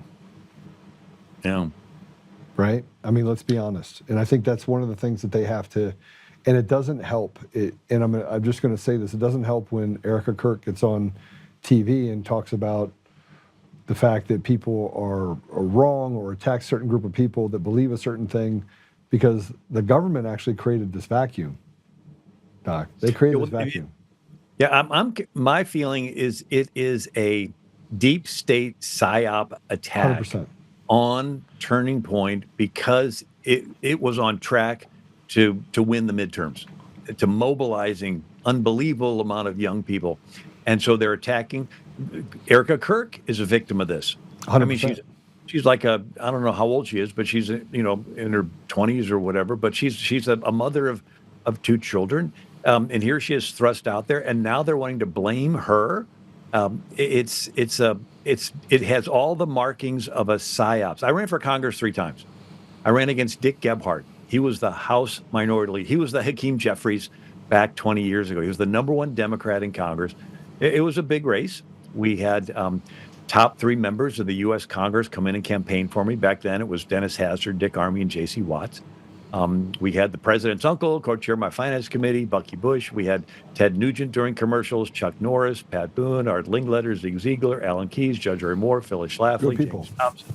And it was the most expensive congressional race in Missouri history. But I was the victim of these attacks that were upon me. Gebhardt wrote a book, and he called it the Politics of Personal Destruction. You don't just want to defeat somebody, you want to destroy them so that they could never run again. And so this was 20, 25 years ago that these tactics were being used, and they've perfected them. And now with the media, they can magnify them. And I mean, to show how powerful it is, there are instances now where a kid, they call it sextorting, but a kid comes home from football practice and looks at his phone, and they're putting, AI generated pictures or something on there, and they can so get into his head that the kid ends up committing suicide within a couple hours of this. There's other ones where the Chat GPT becomes the friend of this kid, and says, I'll see you on the other side, and put the metal against your, and coaches them through committing suicide. And the parents are going back afterwards, reading the threads. And so the power they have to make boys think they're girls, the power they have to get the whole world to inject itself with something, even though nobody knows what's in it. The psyops is extremely powerful. And now with AI, they can custom design it just for you. University of Zurich did a study on Reddit users and created a profile on each user. They found out that bots were 6 times more effective at getting people to change their opinions than humans are.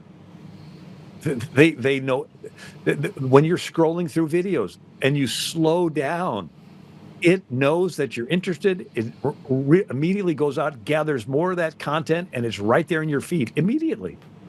And so the power they have, it says in the last days there'll be strong delusion so that they'll believe a lie. And it says it'll be so bad that it'll deceive even the elect if it were possible. And that's sort of what we're coming against.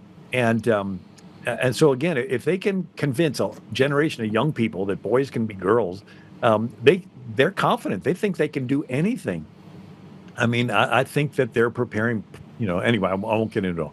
But you're not wrong. You're not wrong. So unless you know the real Bible, you'll be deceived. And so how do I know that you're you? How do I know that you're not an AI computer-aided image? Because it's going to get to the place where 20 minutes of my banter, and you'll know exactly that I'm not. Yeah. So it's the content. So it's not your face or your image. It's not your voice. It's the content. And so if I know your content and they create something, I can compare that with past content and say, wait a second, it doesn't line up. This doesn't line up with what Joe said in the past.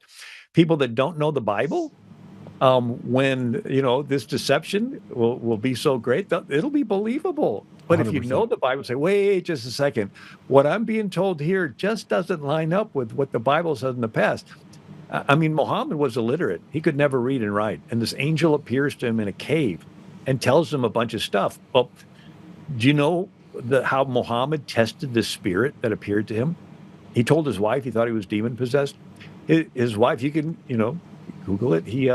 Khadijah had him sit on her right thigh and remove some of her veils and said, can you see the spirit? He goes, yeah, it's over there. And so she had him sit on her left thigh. She removed some more of her veils and robes. Can you still see the spirit? Yeah, over there. And then she put his head under her shift, whatever that meant, and said, can you see the spirit? He goes, no. And she said, well, it must have been from God because it was embarrassed to look upon me without all my veils and robes on. It's like, that was the test? Yeah, I mean, Muhammad didn't know the word. He didn't know where it says every spirit that does not acknowledge Christ is of Antichrist, right? And so the deception is real, but the only way to know it is to know enough of the Bible that if something is told to you, you can say, wait a second, the content doesn't line up with what it was said in the past. Doug, I feel like we're getting a history lesson. It's actually very helpful. And I'm not sure that I cleared up all the answers I need as far as what we need to do next. If I go to Revelations, I'm in trouble because it just means we can't help but go down the path that we don't need to go down. I just feel like it's not over yet. I don't know why I feel that way. Can't put my finger on it. I just feel like we're destined to change the course of history and stop this evil from taking over the world. And I think you're hitting it right on the head. Yeah, I tell people, God knows the future, but in a sense, He knows all the possible futures. Yes. And He tells you what they are. And he even tells you how to choose, right? Deuteronomy 28. If you hearken to the voice of the Lord, this will be your future. You'll be blessed coming in, blessed coming out, heading out the tail. If you do not hearken to the voice of the Lord, this will be your future. The diseases of Egypt will come upon you. The stranger will come in amongst you and rise up above you, and they'll be the head and you'll be the tail, right? The prophet Jeremiah goes to King Zedekiah and said, if you surrender to the king of Babylon, this will be your future. Jerusalem will be spared. If you don't surrender to the king of Babylon, this will be your future. Jerusalem will be burnt to the ground. Right, and so God knows the future. He tells us what the choices are. He tells us what the future paths are. He lets us choose. He even tells us how to choose. Right, choose life, and He's smart enough to know how you're going to choose.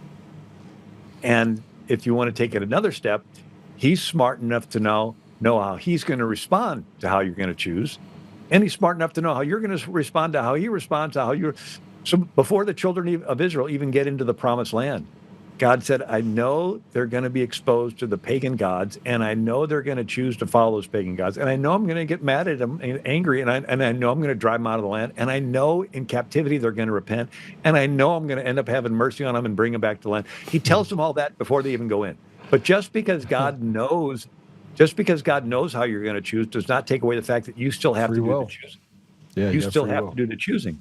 Because if God were to judge somebody before they chose to do something wrong, He would be an unjust God for judging somebody who hadn't done anything wrong yet.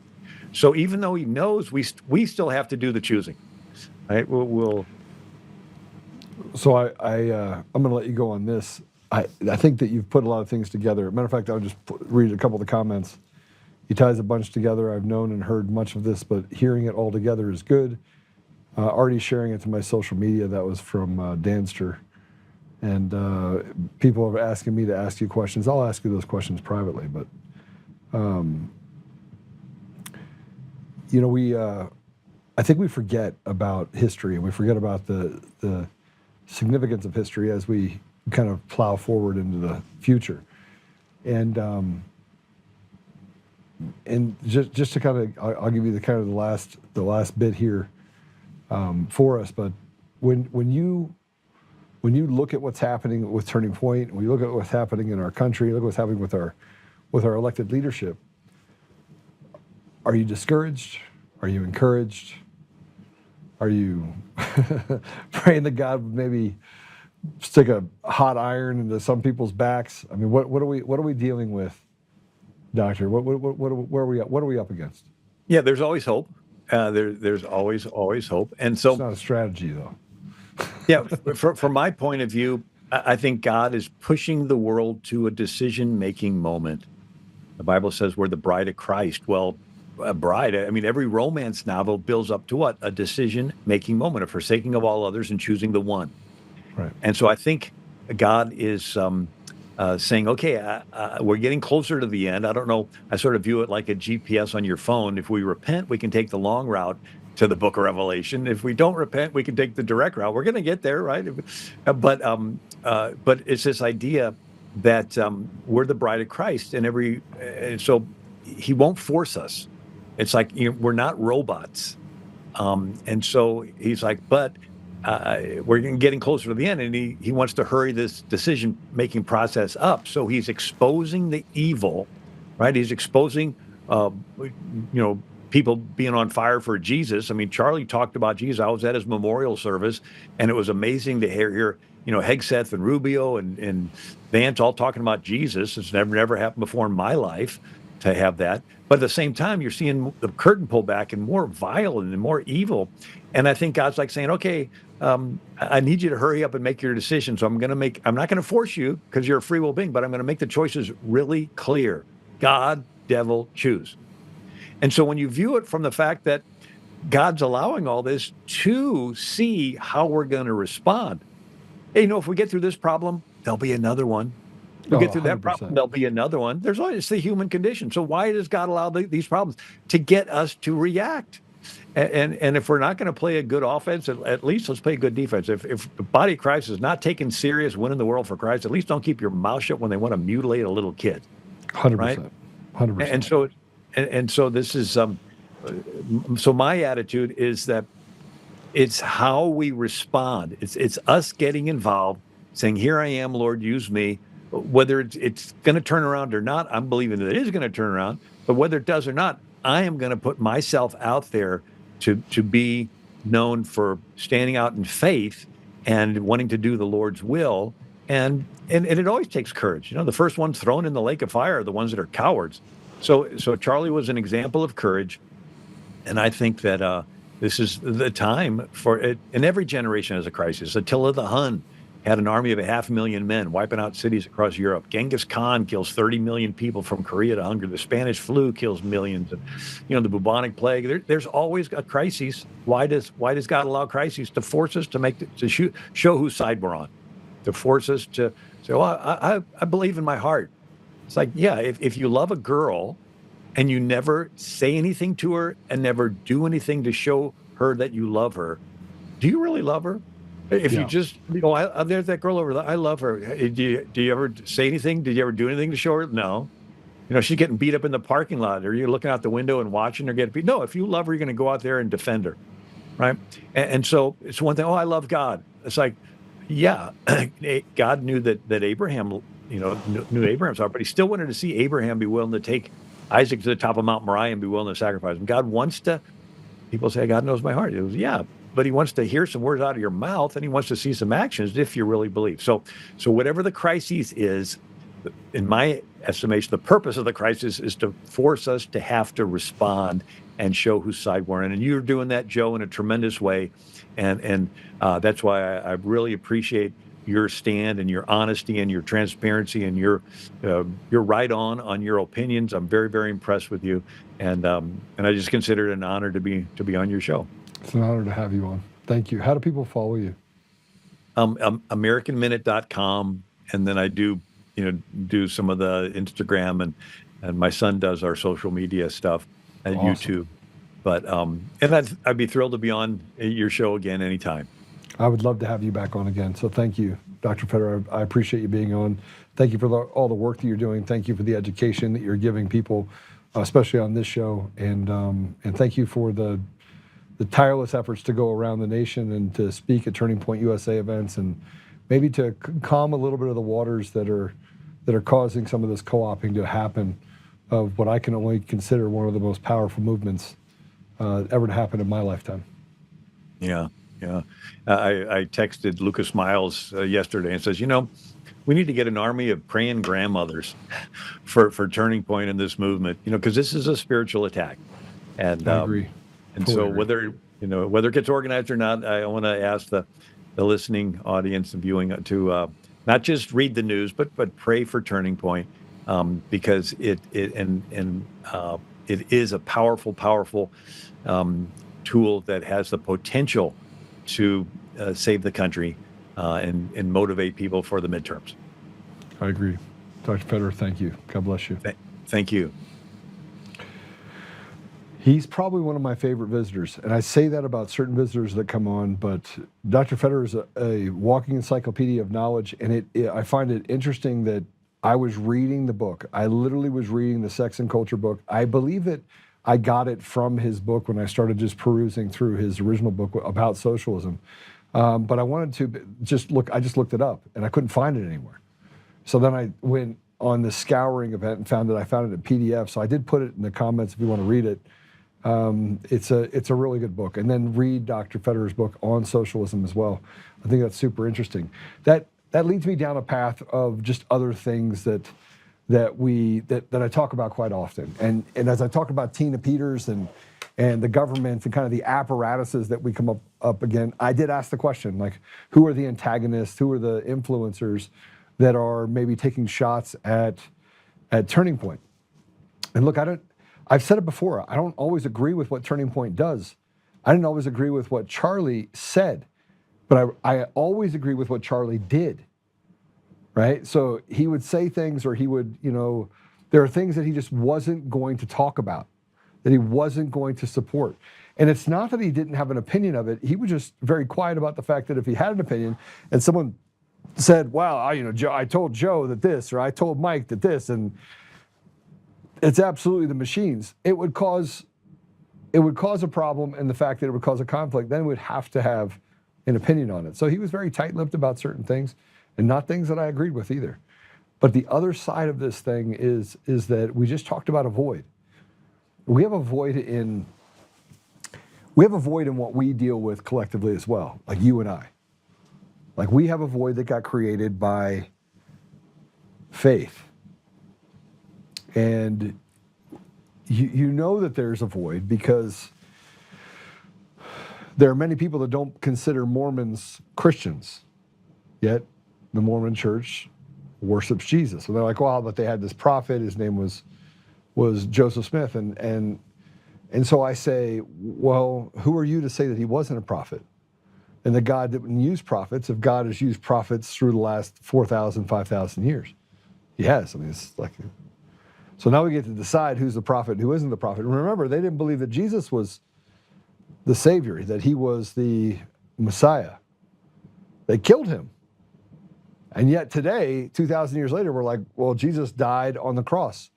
And 3 days later, he rose from the dead. But imagine if Jesus came back today. Would we actually even notice that Jesus was here?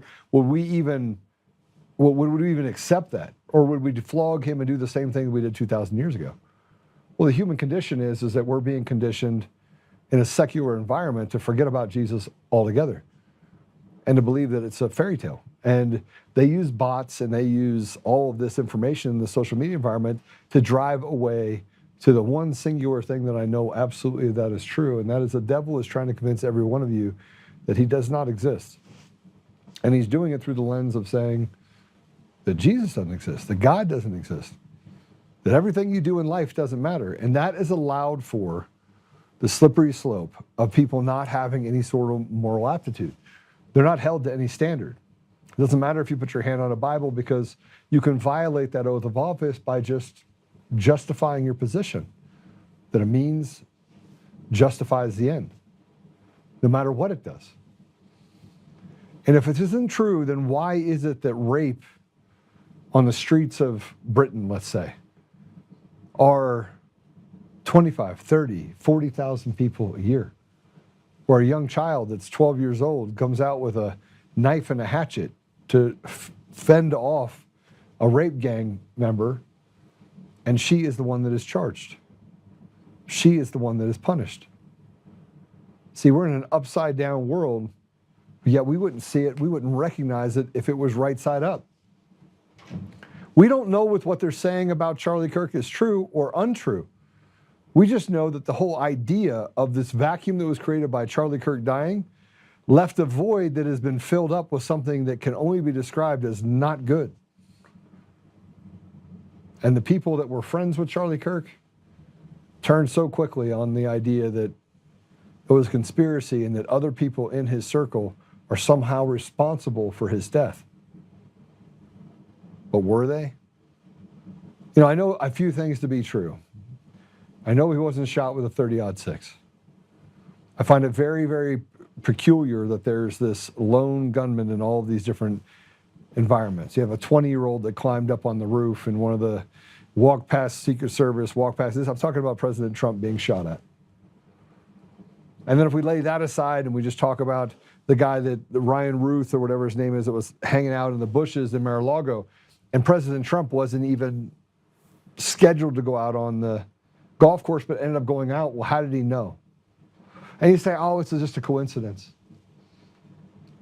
And we talk about the stories of what the FBI has done in the J6 pipe bomber. We could discuss that, which happened yesterday we were talking to Kyle Seraphin.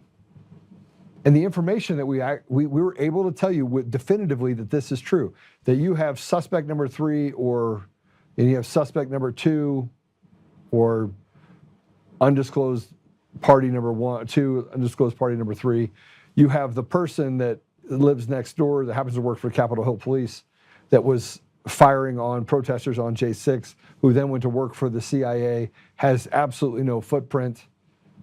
And you can talk about the coincidences and all that, and the fact that they arrested Brian and said, okay, this is the guy that actually did the pipe bomb, and it happened to come on the edge of a story by Steve Baker. See, everything is a convenient truth, and yet the government hasn't told us the truth about anything because it does not favor the people. And so when I sat here and talked to Dr. Federer, the one thing that I got from what he was saying is that we have to pay very close attention to the systems and the rules and the games that they play, which historically have been going on for thousands of years. When we talk about influencers, although they didn't have Instagram and Facebook and X and all those things, 1,000 years ago, the symptom of what they're doing is identical. And we didn't even get to talk about what the government did in the 30s, the 40s, the 50s, and 60s, where they studied human condition. They studied what they could get humans to do. And how much of the population, what percentage of the population could they convince something is red when we know by looking at it that it's absolutely blue. We have to pay attention to it. And hope is not a strategy, but is definitely the thing that we have to hold on to as we start fighting this fight. But let me ask you this. Are we cooked? I started this conversation talking about deportations and drugs on the street and guns that Fast and Furious. We could go back and talk about what they did in Fast and Furious during the Obama administration. We could talk about the number of stories you had, like Russia collusion, and even if you could put your head around it, even how Patrick Byrne played a part in this dating back all the way to the World Trade Center bombings. And as people, we started looking at the reason why there's conspiracy theories is because the government itself is an organism that has not, it's not predetermined that it's going to tell the truth about anything.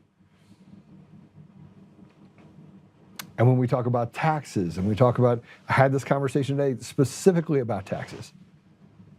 And we talk about taxes. The taxes historically, if you want to go back biblically, or if you want to go back to the early days of the founding fathers and what they saw, you taxed goods, you did not tax people. You did not tax their wages because that was a form of immoral slavery or servitude. And yet we tax the wages of the individual at 56 cents on the dollar. And we also take, by the way, our pound of flesh on anything that we touch, any object or possession. I mean, we're in a pretty bad place right now, if you look at holistically. Because they want you to forget about the fact that they opened the borders and then they paid people to come into the border to create chaos for you. And now they're claiming that they're the saviors because they've kicked these people out. What do you think Pam Bondi was doing before she became the Attorney General? I'll tell you, she was in Florida, a part of the mechanism of the judiciary down in Florida. Well, what was Marco Rubio doing? He was in Congress. He was responsible for some of the same things that happened during those 4 years or the years before, if we want to talk about Ted Cruz and that we have to stand up for Israel. And by the way, I just don't want people to die, so I'm for humanity. But then we don't ask questions about what happened on October 7th. And why did it take them 6.5 hours to respond? And why were they told to stand down? And why is it when I go out in the media and I look for this information, you can no longer find it? Because they've cleaned it, cleaned the media. And why is it they can pick up the phone and call the CIA, call anybody they want and say, hey, we need to attack Joe Oltmann. We need to attack, we need to attack, we need to attack, we need to attack. Why is it that we find ourselves in this place where, frankly, nothing makes sense? Well, I'm going to tell you why. It was designed that way. It was designed that way. It was a system that was specifically designed to make the American people victims, to create enough chaos and enough holes in the boat that you run around just kind of chasing all of the holes in the boat, that you never get to solving any of the majority of the problems that exist. Because what would politicians do if you had to do that? And why, by the way, just an off deal, I'm just going to off the cuff say this. There was legislation that was just introduced, and the legislation was that they want to ban insider trading inside of Congress. And the majority leader in the House and the majority leader in the Senate got together and said, I think we're going to send people home just because there was such enthusiasm on the Democrat and the Republican side, bipartisan favoring, to say, yeah, we should get rid of that. And in the midst of all that, just so you know, they put a bill out also to give the people in Congress a raise. That just happened. There's a bill right now that will empower and give Congress another raise. Are we cooked? You got Kardashian Patel and you got Dan Bongino, and I think Dan Bongino is deeply conflicted because he's smart enough to know that the machine is bigger than him, but he's also carries just enough cowardice that he's not willing to stand up against it. See, he doesn't have FU money because at the end of the day, FU money means that he has to look over his shoulder always. And he's willing to play the game because I think he figured out what's on the inside. Who really runs it, and it's not who we think. President Trump keeps trying to bring people to the forefront to represent America's interests. And every time that he does, he is met with the same amount of force. The same playbook that happened in 2017 and 2018 is identical. It is identical. We had the House, we had the Senate, we had the presidency, and the people that actually slowed down progress were the people that said they were on our side. I want to show you this if I can. At the beginning of 2025 and through and up to the beginning of 2025, Illinois Governor J.B. Pritzker, this is after President Trump got into office. And I'm going to walk through a series of what's happening and the fact that I'm just going to question right now, why are we not arresting these people? Why are we not arresting governors, attorney generals, secretary of states? Why haven't we signed the Insurrection Act? Why haven't we built? I'm going to tell you why. I'm going to tell you why. Because the stable is not deep. Mr. President, I personally will come and do whatever job is necessary. But you got to do something. And you got people like David Clements, you have people on the inside. You got Michael Flynn. People are like, oh my gosh, I got Michael Flynn. He's, you know what? Put him in the office and see that he gets done. And we, by the way, have an obligation to tell the Senate Majority Leader and the House Majority Leader, shut down Congress. Just shut it down so that every one of the appointments that President Trump has gets put into position of authority. But they won't do that. You want to know why? Because they're too busy going after Marjorie Taylor Greene and telling President Trump that she's against him when she's not. And he's pissed. But he's pissed at the wrong people. He should be pissed at Pam Bondi, Todd Blanche. He should be pissed at the Congress people who are standing against the interests of the American people. He should be pissed at the idea that they would not use the nuclear option when we're going into a place where the nuclear option is the only thing we can do to save this country. Because if we do not end the filibuster, we're finished. If we do not get rid of machines and mail-in ballots and start massively replacing the people in Congress, when Marjorie Taylor Greene stood up, and I don't agree with all the stuff that she says, I don't agree with her lifestyle, I don't agree with the fact she gave up her 30-year marriage, I don't agree with any of it. And I don't have to. I don't have to walk 5 meters in her feet, 5 inches in her feet, in her shoes. I don't have to. But here's where I think that we've found the fork in the road. She grew a conscience and she's stood by it. Here's some of the things you don't know about Marjorie Taylor Greene. When they were doing voice votes in Congress, and they'll say, we want to pass this $700 billion bill to give money to the last of the Mohicans in Somalia. And it says all those in favor would be like, hey. All those opposed would be like, hey. It's like the A's have it. Or the yes has it. Boom, passes, 700 million. And she'll be like hammering, going, I want to have a vote. I want to actually record a vote. And she would force all the Congress. She did this on every bill. She did this across the board. She's like, okay, I want them to be on the record saying that they want to give $700 billion to the last Mohicans over in Somalia. And all of a sudden, you started seeing this stuff wasn't passing. And it was a pain in the ass because people had to come down and then they had to vote and then they had to do their job. I don't care if you like Marjorie Taylor Greene. I don't care. I can tell you this, the media can turn you against anyone. But have they turned you against Marco Rubio? Absolutely not. He had 100 out of 100 vote for him to be confirmed as Secretary of State. Everyone voted for him. You don't think that's a problem?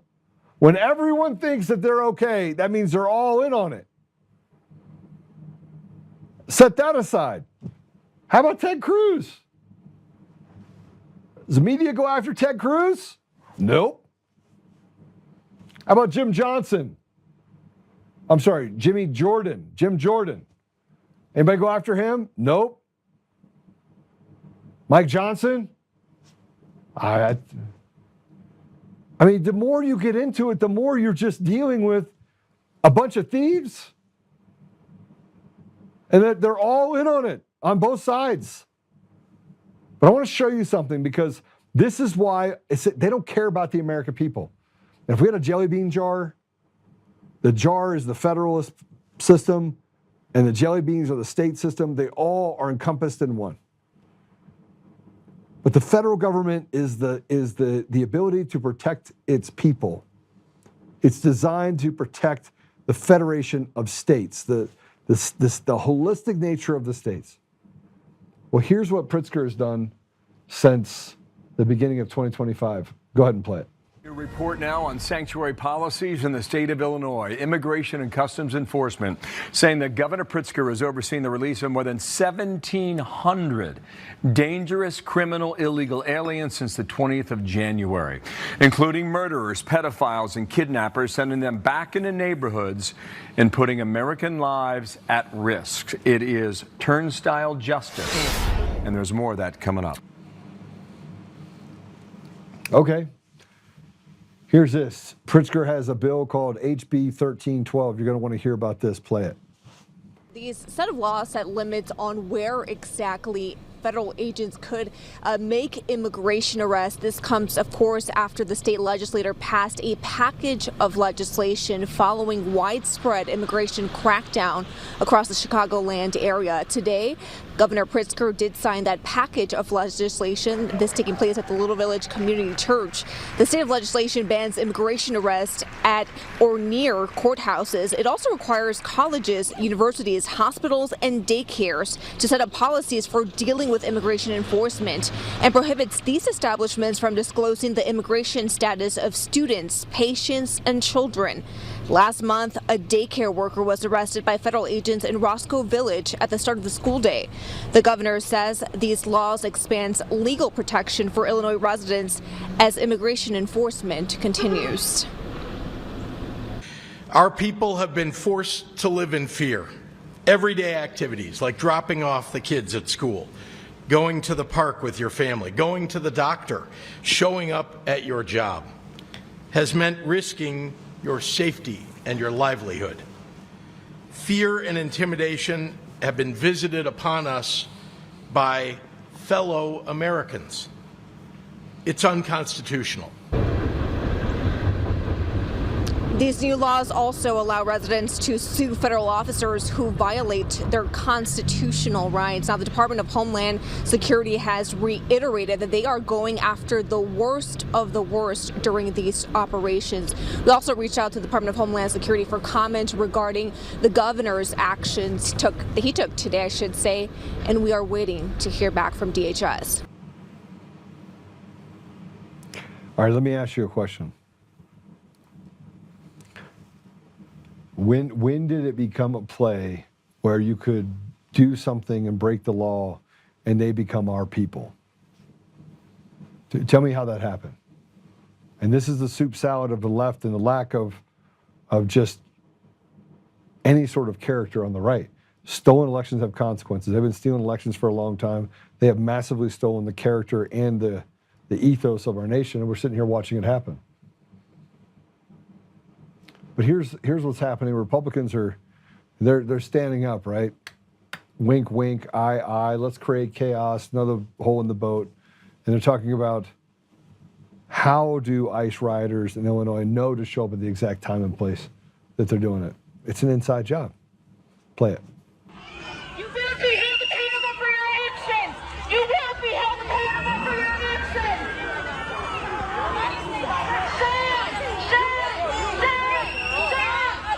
We are in Maple.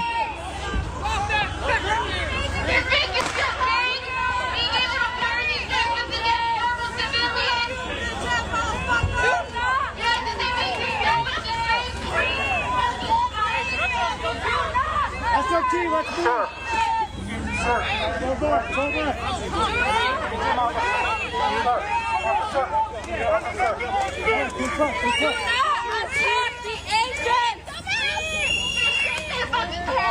Do not attack the agent! I'm trying to help! Okay? 608, 608. Any more left back there?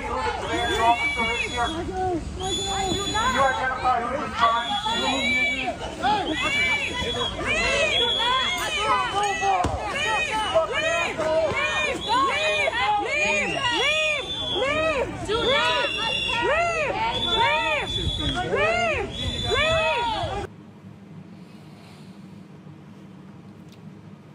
Most people, by the way, don't care if you kick out rapists and murderers, but these people do. So we protect the evil and we allow the good people to become victims of these people.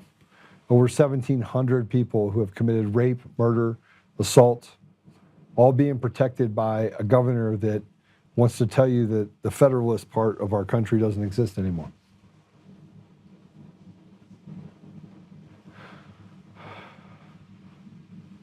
This is Mayor Johnson in Chicago is saying something as ridiculous and preposterous as it could possibly be. And that's just coming from people who are in Chicago that are like, this is unbelievable. Play it. We are the transformation that this city is looking for, but make no mistake about it, there are those who are intimidated by this level of power, right? Because in some instances, those who held the power before are living in their own guilt and shame. And so they are intimidated by this sight, but we have to demonstrate to the rest of the world what it means not just to come together for our people, but how our liberation benefits all. How our liberation benefits it all. And if that wasn't enough, the communist Zohan Mandami, he's chosen his new advisor on public safety. You're not gonna, I mean, we're off the rails. I mean, if you want to talk about, we're in a place of absolute sedition, we are. His name is Myson Lennon. He served 7 years for armed robberies targeting New York City taxi drivers. One victim was beaten with a bottle, another was held at gunpoint. Cash and jewelry were stolen. He was offered a 1-year plea deal, but he turned it down. The jury found him guilty anyway, and he ended up serving 7 years. This guy. He is the appointed head of public safety. Public safety, so you have the cartels that are just basically putting cartel members in positions of trust and authority. Our government is right? And the people literally are the ones that get held hostage by these diabolical people. I want you to hear this. This is President Trump on a hot mic calling out Republicans. You know what? He signals it. He signals it because we know what we're dealing with. Now we know that he knows. Play it. Hey, Jeff, you know I cannot appoint anybody. Huh? I can't appoint anybody. Everybody I've appointed, their time is expired. And then they're in default. And then we're losing cases because Then they're in default. And then we lose. These are traitors. It's not the Democrats. At least you know who the Democrats are. At least you know they're a bunch of nutbags that are putting convicted criminals, felons, in the driver's seat. No. It's the Republican, the slimy little shitbag GOP. They're trash. You know, I truly believe that Elon Musk stepped out of Doge and left because he's like, you are not changing this. He figured out, he's like, he looked up and he lifted the curtain, saw the wizard, and he's like, yeah, so they're going to start bombing Tesla stations and hurting people, and nothing would change. He went in to shut things down, and these Kabuki judges are like, oh, you're not allowed to do that. Well, we're headed towards a globalist society. There's nothing you can do about it. I think personally we're on the knife's edge, and it is about to go kinetic. Why? Because we're sick of all these. They want to destroy our country. And it's not the left. It's people that say that they're on our side. They wink, wink, nod, nod, free Tina Peters, the Benny Johnsons of the world that say, oh, this is my beautiful family. And I'm sorry to attack Benny Johnson, but the guy literally just ran on with this guy, Brian Cole. He is the pipe bomber, when you know he's not the pipe bomber. You use influencers in order to just strip out and create lies, and that's all they've ever done, while making sure that they silence, not just me. I'm not the only one. But first they destroy you first. First they did the wrap-up smear and doing all the smears that they do, even though the evidence is showing everything that I've said has been absolute 100% truthful to the end.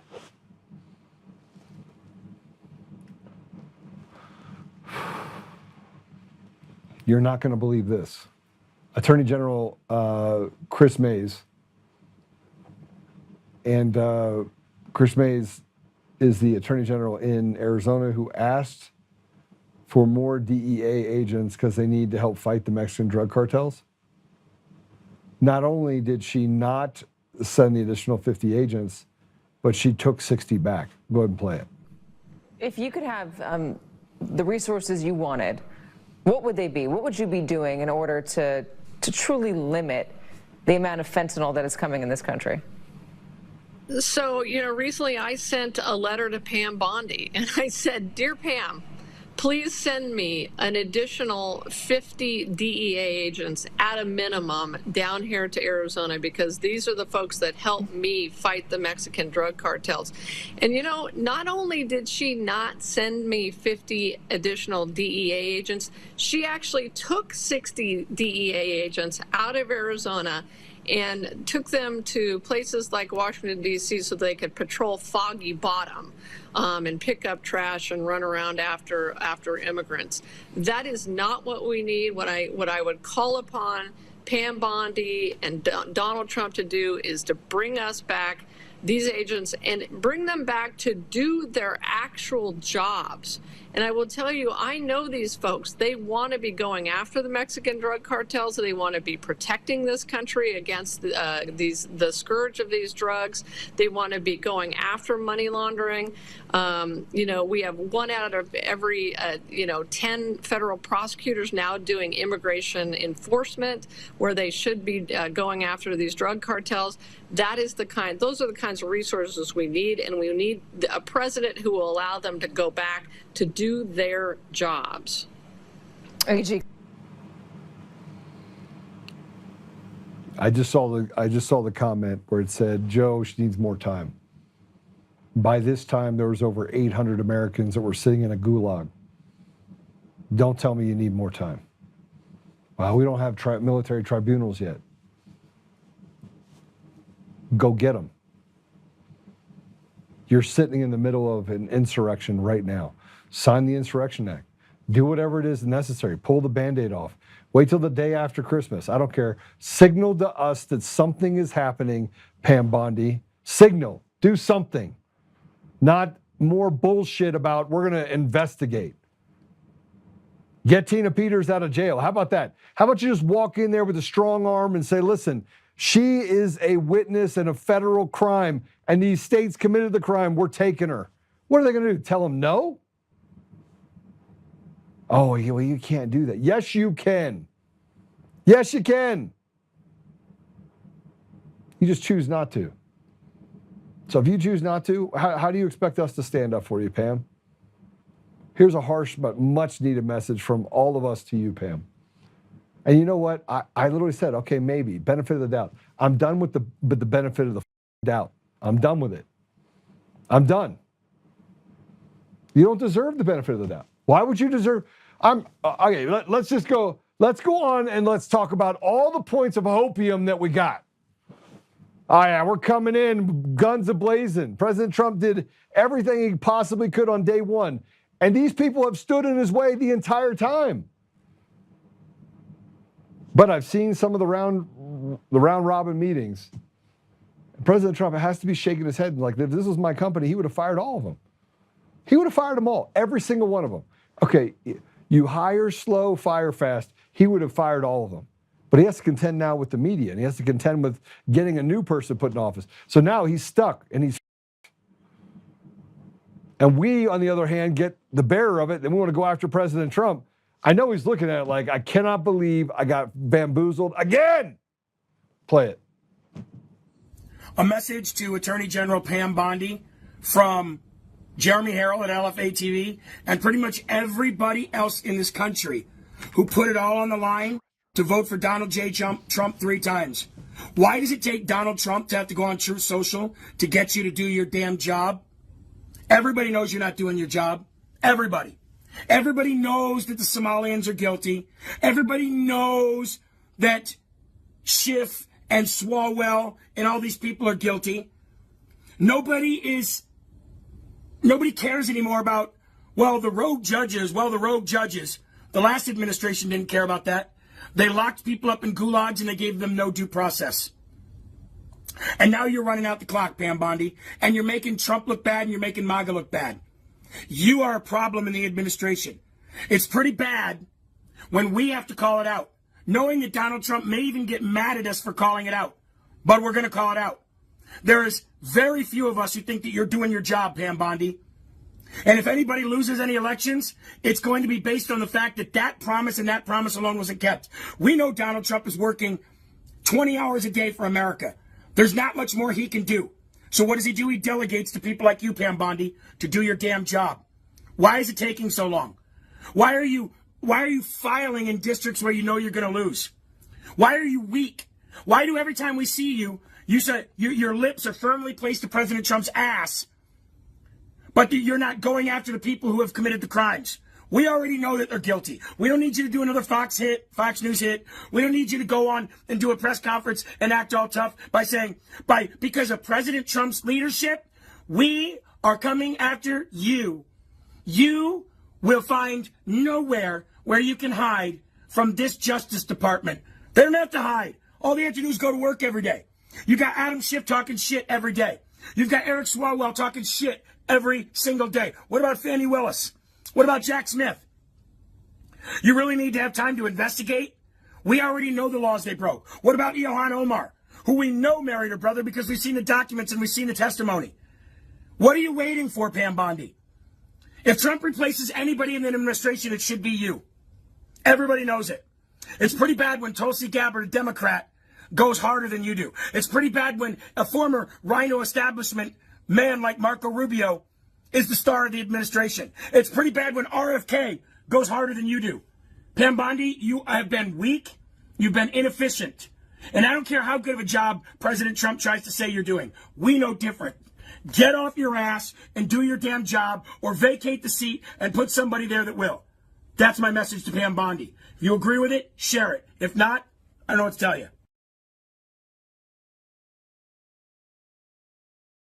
Shout out to Jeremy. It's a message we all been thinking and talking about. We're done. We're 11 months in. You want to run the clock? We know what you're running the clock for. You just watched as Miami went to a Democrat. They had 36,000 votes.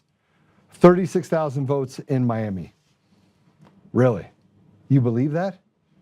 36,000 votes in the city of Miami. Go ahead and tell me how many people were in Miami. Ready for this? 498,000. 9% showed up. Do you believe it? See, the whole thing is rigged. The entire thing is rigged. It's rigged all the way to the end. I just said there's no way, it's not even possible 36,000 people only showed up. But there is no enthusiasm, I will agree. They have sucked all the air out of the room. They killed Charlie Kirk and they replaced it with a bunch of nonsense. And Pam Bondi says, oh, we're gonna go check on how they treat people inside the prisons in Colorado. They treat them like shit. It's a for-profit prison system where they let drugs and everything else come through it at their own whim. Because it's run by the cartel. What do you think was going to happen? You have the criminals running the roost. They put the drugs out there, then they arrest people, put them in prison, make them pay 25 cents for every minute, make people on the outside pay a tax to the prison so they can hold them there. Let violent criminals out there so they can commit other crimes against people in our society. And then when they finally do something to kill someone, then after being arrested 100 times, now they'll do something about it. Because they're too busy on the side of the road like they did with Eric Coomer, negotiating on how they can let this criminal walk the street. That's the reality. So is Make America Great bullshit? Is it dead? I don't know. Play this. So for the first time in 28 years, the mayor of Miami gets elected and it's a Democrat. And people are like, where are the Republicans? Why didn't they show up? Why would they show up, bro? Where's the Epstein list?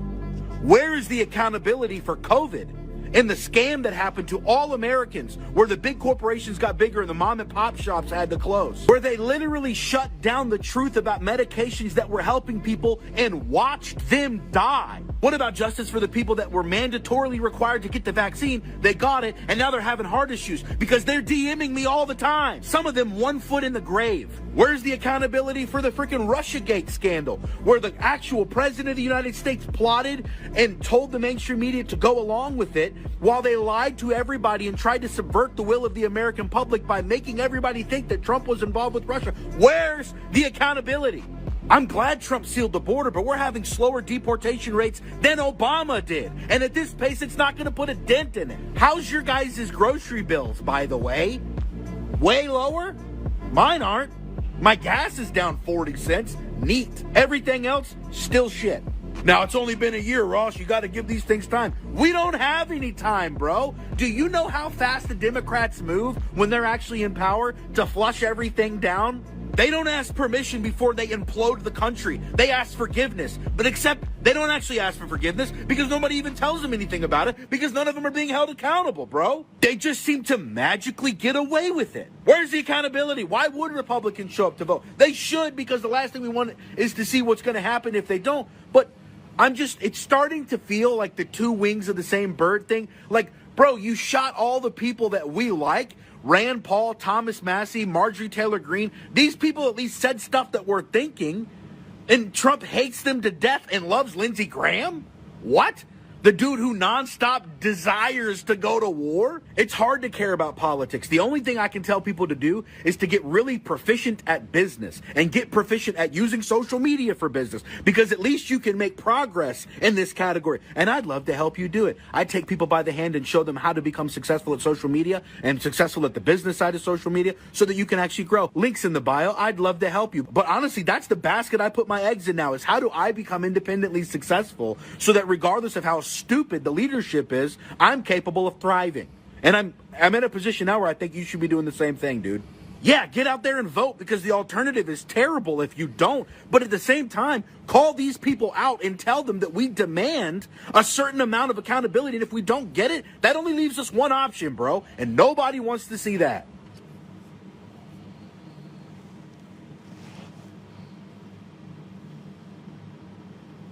Well, all the old shit people in Congress, those are the good people. So here, I'm going to start something. I want you guys all to do this for me.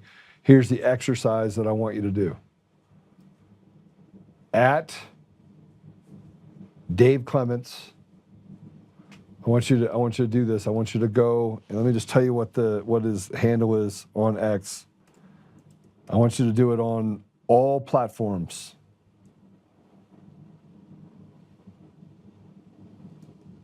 Let's see if I can find it.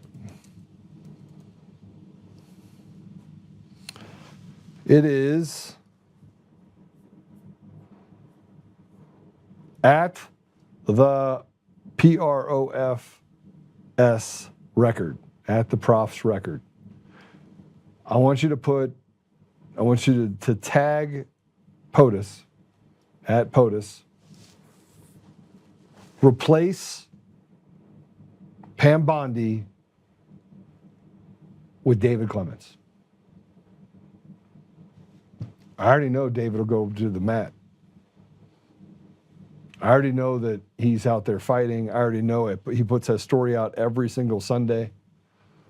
I already know.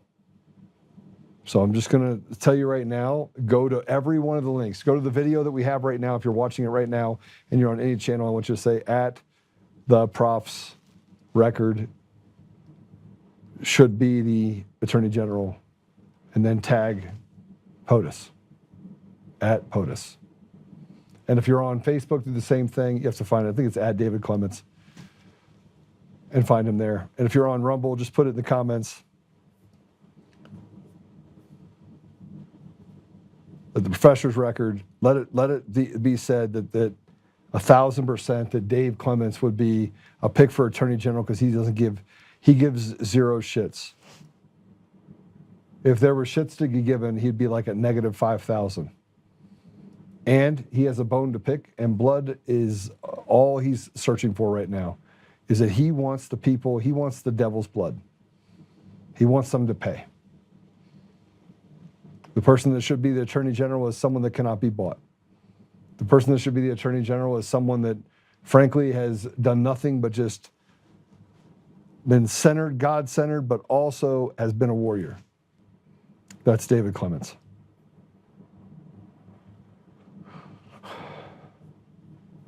%100%. Not 50%, not 20%. I want you to put it on everything. Hit literally go and put it on every social media and make sure you tag David Clements. You tag him and you say, you need to be the Attorney General of the United States. That has to happen. This woman put something up, and she's sick of the GOP.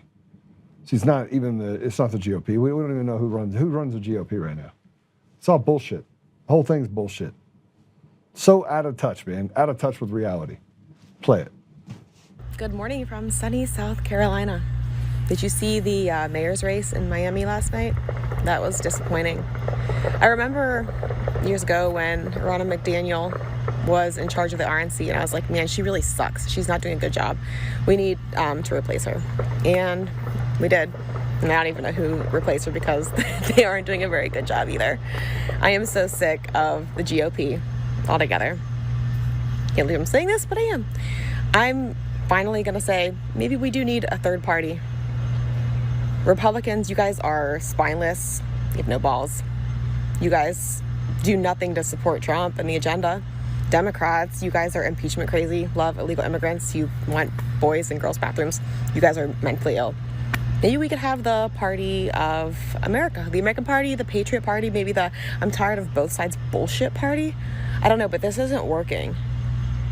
Okay, this isn't gonna work much longer because neither party really cares about us. And either you don't want to believe it or you don't see it, you're naive, or maybe you do, because I could support people like John Fetterman. Yeah, I don't agree with some people on everything, but there's gotta be a better way. GOP, I'm sick of you. I really am. Tell me what they've done that's been good for us at all. They hate the pro-life movement. They just have a pro-life movement just so they can say. The Heritage Foundation came out and said, oh, there's not mass amounts of election fraud, but there are cases of it, even though internally, by their own words, they said it's massive and every election in this country is compromised and not real. But then the left uses their own word against them and say, well, it's a Republican that's doing this. It's not a Republican. It's a demon in Prada. It's a wolf in sheep's clothing. It's a coward. It's a piece of shit that frankly doesn't deserve anything from us. The American people are being held hostage by demons and cowards. That's the reality. I don't care if you're Republican or Democrat. Neither one of you are happy right now. And you're not happy because they don't give a shit about you. They just raised taxes in Colorado again. by another 2.5%. They decided that if you do really well and you make over $300,000, that you have to pay whatever you got on your entitlement discount at the federal level, which you shouldn't have to pay taxes on your wages. You shouldn't. But that money that you get on that, no, you have to give it to the state of Colorado. So you're not entitled to any sort of reprieve by the federal. We haven't taken enough from you. That's Colorado. Maybe it's time for a third party. Maybe it's time for a second party. I mean, think about it this way. We don't have a second party.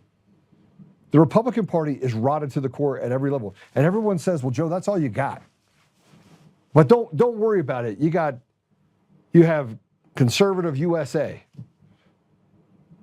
You got Connick. You got all these different influencers say, we're winning. We're so winning.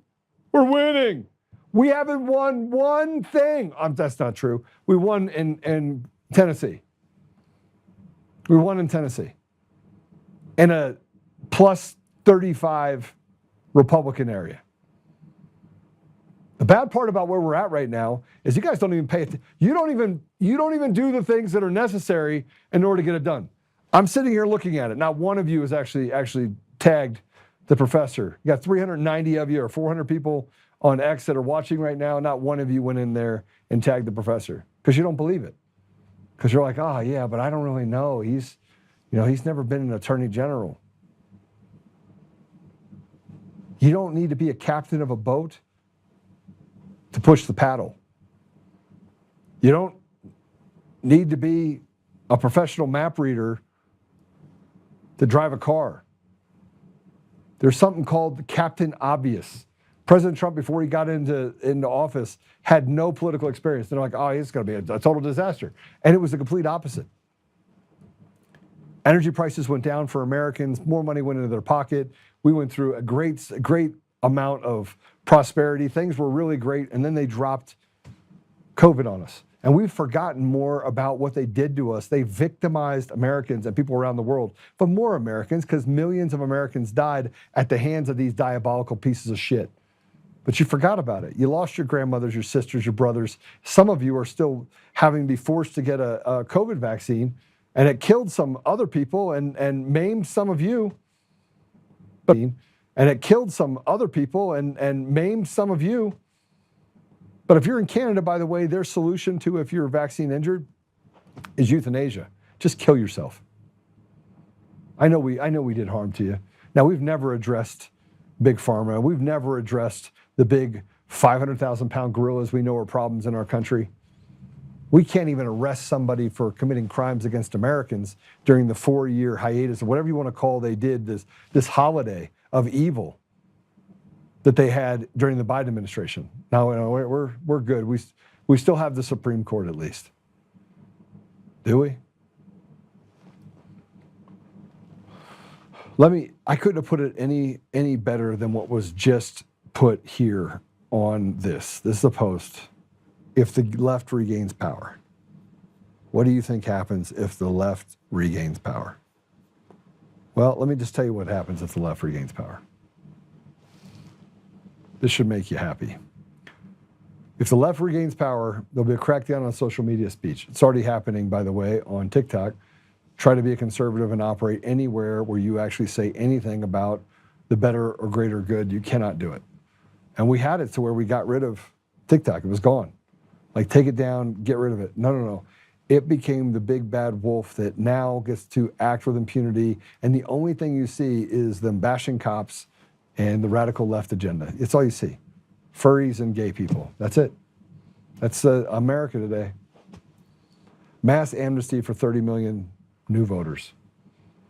They can't get them out fast enough. Why? Because you can't get any sort of cooperation by the insurrection that's happening in our country.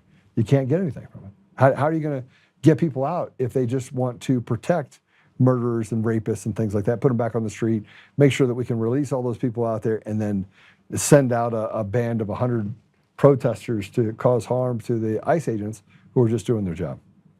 End the filibuster and pack SCOTUS. So we didn't end this filibuster because we got a bunch of cowards and people that really are on the radical left, but they will when they get back into power, and they're going to get back into power because we're not going to get rid of machines and mail-in ballots. And then they're going to have nationwide mail-in and no voter ID. And then 52 states are going to make D.C. and Puerto Rico states, because why not, right? Why not? You've already captured everything. You own the entire ethos of our nation. You've destroyed everything. You got pornography in second, first grade.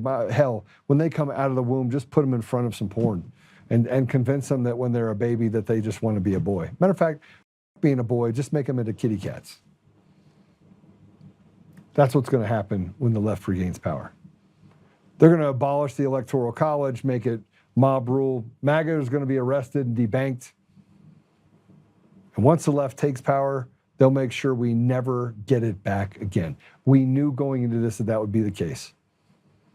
They killed Charlie Kirk. They killed everything that's good about debate because they were so afraid of the people, the kids in these schools that were listening to Charlie Kirk. He was starting a revolution at the most basic level, at the place where the plant is just starting to grow. Now, we're going to take it from them. See, there are no consequences. And when the people that start victimizing people become and see themselves as a victim, we have mental illness at a whole new level in our country. The last thing I'll leave with you is this. This is an arrest of a liberal old woman who didn't like what the guy was wearing. He didn't like her shirt. Play it.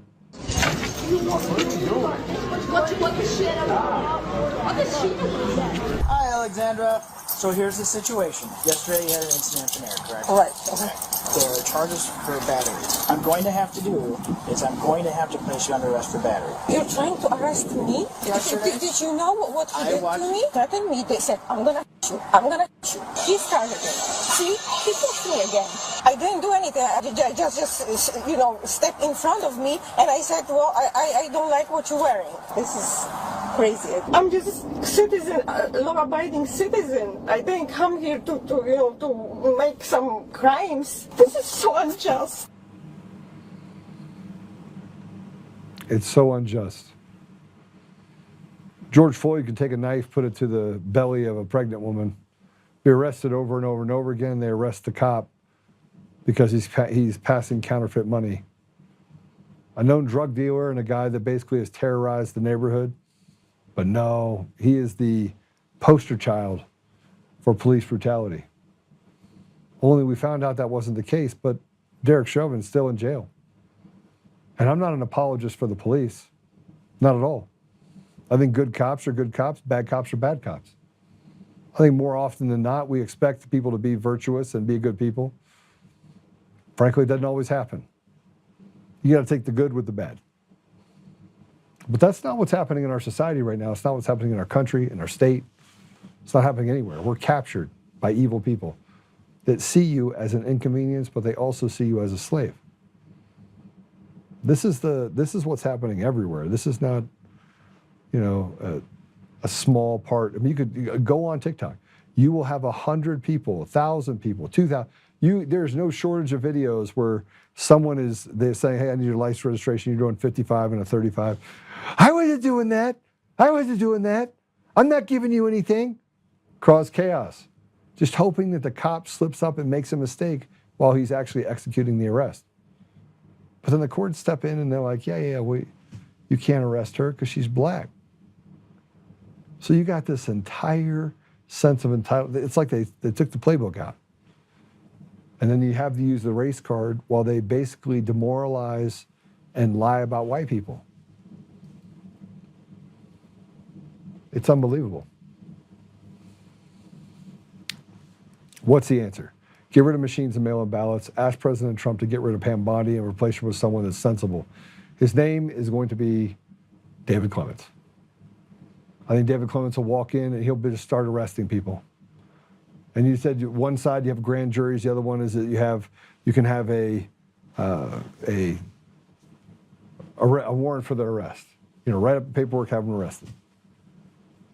More often than not, one is used, the other isn't used.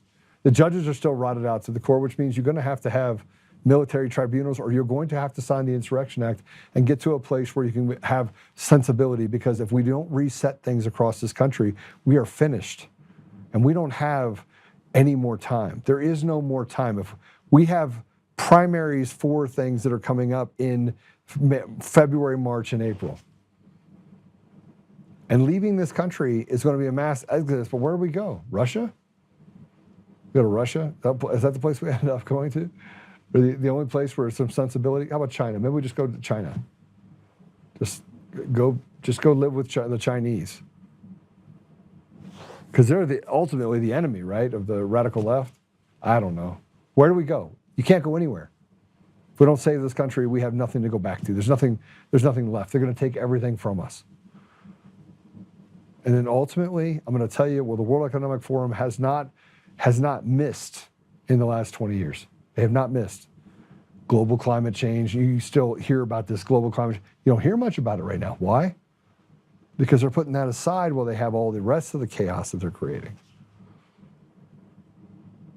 But they're coming to get rid of 95% of the world. They want to murder you. So we either get free and fair elections and return the voice back to the American people, or you all are going to die. That's what I think. Me too. I'll die fighting. All right. I don't have anything else. You guys have anything else? Pray for Tina. Pray for our president. Today, you all are going to pray. I'm not ending it in prayer. You pray. I asked you guys to do something. You didn't do that. So now you pray. You can stop at the end of the show. The show's going to be over. I want you to go pray. How about you pray and stand up and speak and act? You do the things that are necessary collectively to stand together. It's not my job to do it. It's not my job to always do it for you. It's not anybody else's job either. If we don't start doing something ourselves and say we don't want a Pam Bondi, and we don't start actually standing up together, we have no country left. We'll be done. That's all I have. Check out the Facts Blast. It'll be on all the socials. We're on Apple Podcasts, Google Podcasts, Spotify, Pandora, iHeartRadio, tune in and more. Share it if you want. Don't if you don't. But we had a great guest today, and frankly, yeah, I'm pissed. I'm pissed because we have Peter Tickton and a lot of other people doing great things, and we're all recognizing, and here's what they tell us. It's more complicated. It's not, though. The left has shown us that it's not complicated at all. You just got to have the fortitude to do the right thing. That's pretty tough, because that requires courage. It requires commitment to the American people, which I don't think we have much of.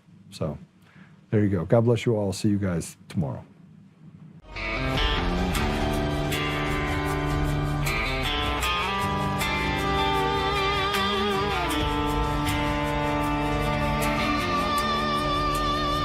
Rise up untamed in the heart of the fight where the wild ones roam. Joe Oltmann's calling, bringing truth back home. From conservative daily to this untamed fire, we shatter the silence, lifting spirits higher. No chains can hold us, no lies can prevail. Authentic and fearless on this rugged trail. Patriots gather under stars and stripes. Untamed nation, igniting the night. Untamed nation, let the truth roll out in this land of the free. Standing proud from sea to shining sea, we won't back down.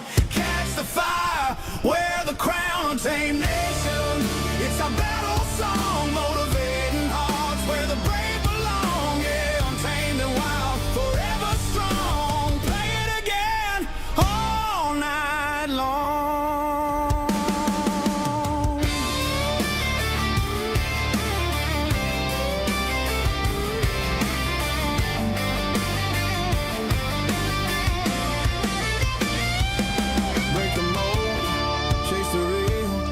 No more games, time to heal. Joe's voice leads the untamed crew. Truth matters through and through. Untamed nation, let the truth roll out in this land of the free. Standing proud from sea to shining sea, we won't back down. Catch the fire, wear the crown. Untamed nation, it's our battle song, motivating hearts where the brave belong. Yeah, untamed and wild, forever.